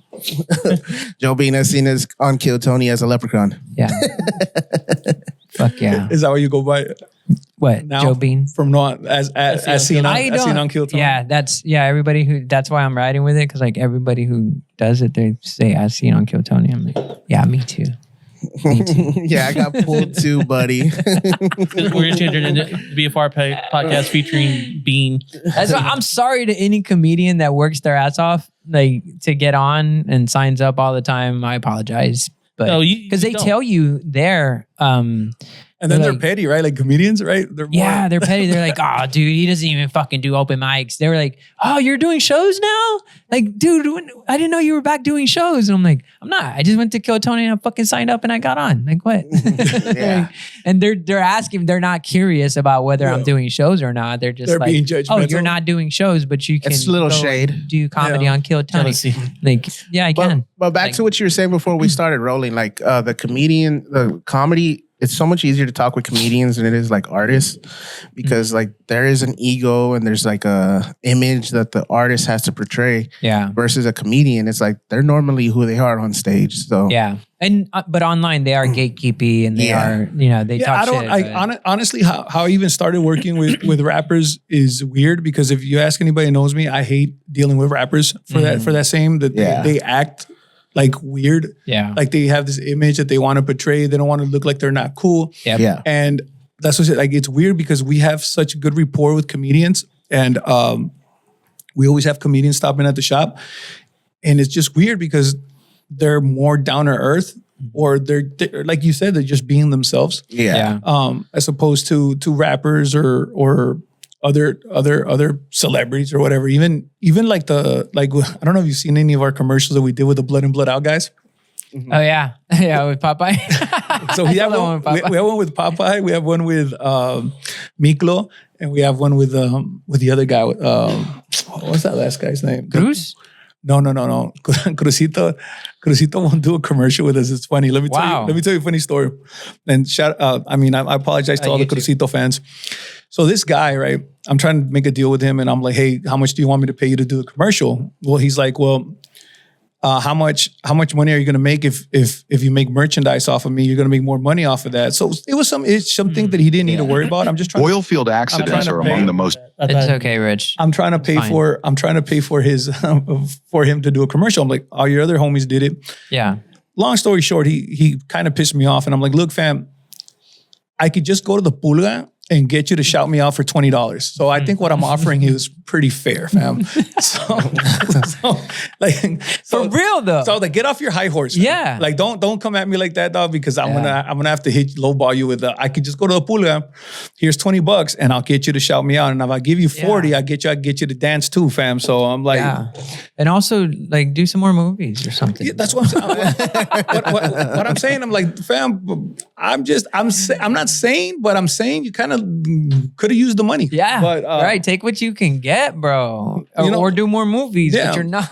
So, I always offer a good amount of money because I wanted to get done. But like I said, when we do Miklo, we paid him and we made him merchandise. And I told him, look, just off of the merchandise, you're going to make more money than what I'm actually going to pay you. And he did it. He understood what I was talking about. Through a continued partnership, you can make good money. Yeah. People are just so short-sighted, dude. No, but all these dudes like, and again, no offense, but Magic. Oh yeah, there you go, Magic. So and like I said, he was really cool. This dude is funny because if you hear him speak, he's like a trained actor. Is he dead now? Like from England. Like he has really. He has this weird voice, fam, and it doesn't. No way. He doesn't sound anything like. No, he has. Popeye? He has no accent, no nothing. He's shit. Like think about the most. Kelsey Grammer. Yeah. Like he's like, you know who Kelsey Grammer is? Yeah. But that's like Springer Bell listening to him talk and then listening to fucking who plays him. Yeah. Who's the guy that plays Springer? Do you know who I'm talking about? Springer Bell from No fucking idea. The Wire. No. Oh yeah. The British guy. Idris Elba. Yeah. Oh yeah. So like I said, but like all these dudes have egos, fam. Except this dude was pretty cool. They did too. Miklo and Magic. Miklo still thinks it's like 1984 and the movie just came out. It looks like. And he's kind of a prick, dog. Like to be honest with you. but have you had Valente? Ernie, what's his name? Frankie. Frankie, I've never done anything with. I never did anything with Frankie. Like we were actually the first to use Miklo in a commercial, which I thought was crazy. And the numbers on TikTok are way better, but I was still like in shock that we were able to do that. And then we get like Concrete and other people to do stuff for us. How'd you get Penta? Oh, he was in Laredo. Yeah, he was doing I think he was doing a meet and greet. Go to Short and we're like, hey, how much for you to give us a shout out? And whatever he said, we just paid him, and he did it. Because that could segue into my new question about what you thought about the Royal Rumble last night, Rich. Depends which part of it. Like the women's was I. Hold on real quick. He has Mike Tyson's ass out. That's fucking great. Yeah, that for sure. Wait, hold on. What is that? Oh, that's the ice one that we smelled. Was that ice? Dude, this has been here. Okay. So that's I was like, what does it smell like? Dude, you got to get some shit smell. Let me tell you something, fam. One of the funniest things I ever did is I walked up to an old man and I was trying to sell him air fresheners and he's like, hey, ¿tienes uno que huela a panocha? I'm telling you. I was like, you got him. I was like, I got it. I got you, dog. I got you. But how are you going to get that across to Chinese people? Something that smells like fish? Oh, yeah. Yeah. This reminds me of some girl. She sprayed Febreze on her once. And really? You having flashbacks? Yeah. So I need to get that away. Man, I wouldn't eat that. I did not. The only thing, talk about I was watching the Royal Rumble. The only thing I didn't like the Royal Rumble was John Cena. Him losing or him being old? Just his appearance. His appearance. It's like you just let yourself go. Not even speed? Like he's gotten smaller. No. You're supposed to look like a superstar and you came out in Skechers. Were those Skechers? Because I told my wife the same thing about the shoes. Yeah. I said, what the fuck kind of shoes is he wearing? He's some Hey Dudes? I was like, do you even care anymore? Oh, shit. The video recording. Yeah, it's done. Full storage. Okay. Yeah, but did you see how fucking fucked up what's his name got? Speed. I show Speed. Oh, I show. Oh, yeah. Oh my god. No, did you see what he got afterwards? Yes, that's on his leg. His fucking leg. I don't think he was ready for that speed. No. Hell no. I think that he took it over the top on purpose. Like, dude, I'm gonna get this fucking influencer out of my fucking ring. Yeah. He doesn't belong here. But He looked like where the fuck he looked like I look after my wreck. Yeah. Like what the fuck? Where am I at? He looked bad. He looked bad. Yeah. Royal Rumble is like my favorite pay-per-view of all time. It's so cool. It's got a dope concept. It surprises you. You never know what's gonna happen. I like John Cena killed it for me because he was like you were getting into the moment and he was like playing around in there. I don't know if you noticed that. Like he just It seemed like he wasn't taking it serious. Yeah, right. He looked like he wasn't taking it serious. His timing was off. He was moving really slow. And then I was like, "Can you at least get a tan, fam?" Like I don't know. You think it could have been ring rust? Like he could have just been rusty. It could have been no such partly thing. ring rust, but I think mainly he's not there for a long time. He's there just to get his final paycheck and say goodbye. Yeah. So I think he was just there because he's smaller now. Like he's visibly he doesn't have that skinnier. muscle mass that he did before. So he looks like a tiny guy. He's fucking got the bald spot coming in the back, which for once he wasn't trying constantly to cover it. He was like, fuck it, I just cut my hair shorter, let it be whatever it is. But yeah, I think that part, like John Cena, I didn't mind him. Yeah. Because the other shit going on was great. Like I love that it started off with Penta and Rey Mysterio. Yeah. That was awesome. 4 minutes were fucking fire. Because Penta can fucking wrestle. I want Penta and Dom to fight. Yes. That's what the fuck I want, I think dude. that should be one of the main matches at WrestleMania, but it should be a retirement match for Ray. And if they do a mask versus mask, would be badass. awesome. That would be awesome. And then Ray retires, that would be badass. Yeah, like, I just don't see Ray retiring without Dominic taking his mask. yeah. Dominic will I feel like that's gonna well, be even Ray's talked about it. He wants to do like a hair versus mask match. Where like if he beats Dom, he cuts Dom's hair. If Dom beats him, Dom takes the mask, and that's how he'll go out. But even then, Ray's starting to look good again because he's getting all those therapies and shit, like the cold water therapy and the stem cells. Yeah, so he's starting to look good again. My favorite part was when Braun speared fucking Roman. Yeah. I did not see that coming. Roman was fucking everybody up, and then just out of nowhere, Braun hits him, and I'm like, okay. So you're happy that our tribal chief got speared? Yes. That what's his name got? Oh yeah, Jey Uso won. He didn't win. Yeah. What's his name? I can't even see him or remember his name. Well, me and Flaws had CM Punk winning it. Mm-hmm. We thought CM was good because he was. So that shit didn't He hit. should have won. Yeah. Dude, if CM Punk would have won, I would have won $150. Damn it. We would have won. Yes. I don't know what LA Knight did to Triple H or why they're just not Pushing giving. him. Yeah, they're not pushing him at all. Like they pushed him hard, and then all of a sudden, like he pissed somebody off. Is he man. black? No. Oh. he's white. That was Making Vince's sure. regime. Just making sure. Vince hated the blacks. Oh, really? Yeah, for That's sure. crazy. Yeah, but they're about to give Street Profits a push, which I'm excited about. I like Montez Ford. Damn. But overall, did you love it? It's not the best one, I think, and maybe it's because I'm sentimental. I think the one here was probably the best one. The last one that they had here. The one with John Cena and AJ Styles? No, when Cody won here. And it was Sami Zayn and... it was Roman versus Kevin Owens at the end. And Sami Zayn, that's where he turned on Roman. Oh yeah, the one they here. beat the shit out of Sammy. Yeah, that was badass. Yeah, I think, and that's because it was here, and I mean, but I think that one's probably the best in the last probably 10 years. But this one wasn't bad. I didn't understand the tag team match, like why they threw it there. Like I think it could have been something else. I think it's just they hadn't had a tag team match in pay-per-view in like a year, so they're like, oh, you know, we should throw something on. Yeah, that's the only thing that they could have skipped, I think. Plus, Motor City Machine Guns, they're really good. I think that match started off well, just kind of fell off. It was a short-ass match. It was only like 15 minutes. Yeah. And that deserved a two falls. That deserved a 30-minute. Women's was, they had some high points. Like when Alexa Bliss came out, I was like, nobody was expecting that. Nikki Bella, nobody was expecting that.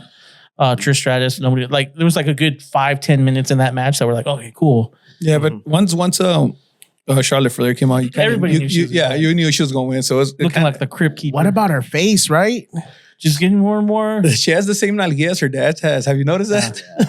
Hey, but as long as Andrade's into it, hey, more power to her. Yeah, she's dating a Mexican, so she's technically one of us. One of us. Not for long. No, they're married. They both go? Yeah, he gets. No, she has to. He's married to her. Oh, really? So legally, They He's stay? on a visa. Birthright citizenship is yeah, marriage is still cool. Okay. Good. That's weird. You could be born here and you got to get out of here. But if you marry somebody, it's Keep cool. Yeah. Hey, man, just take the bad ones. Just take the bad ones. Overall, I give it. B+. Rest in peace, Ken Flores. Thank you so much, La Conecta, for joining us today. Can you pull up Flo real quick? Because I think Flo needs some fucking merch, dude. Pull up Moonshine on TikTok. TikTok. Who is it? Flo Hernandez. He's a comedian out of Dallas, Fort Worth area. Anybody y'all know that might need merch, let us know. We could take. Yes, man. I want you to see some of his shit that he does. No, just go to I Flo's think page. we might need merch. Yeah, no shit. Our merch guy sucks, dude. Oh my God. And my Google guy, he's the same one. It's FLO, bro. Hey, it was muscle memory, bro. You don't have any muscles. It's fat there. memory. Hey, I'm doing my fingers. Shiner Nation. It was fat memory, Oh, bro. dude, Moonshine reacts to Blood In, Blood Out. That's perfect way to sign out here. Oh, that's Yeah.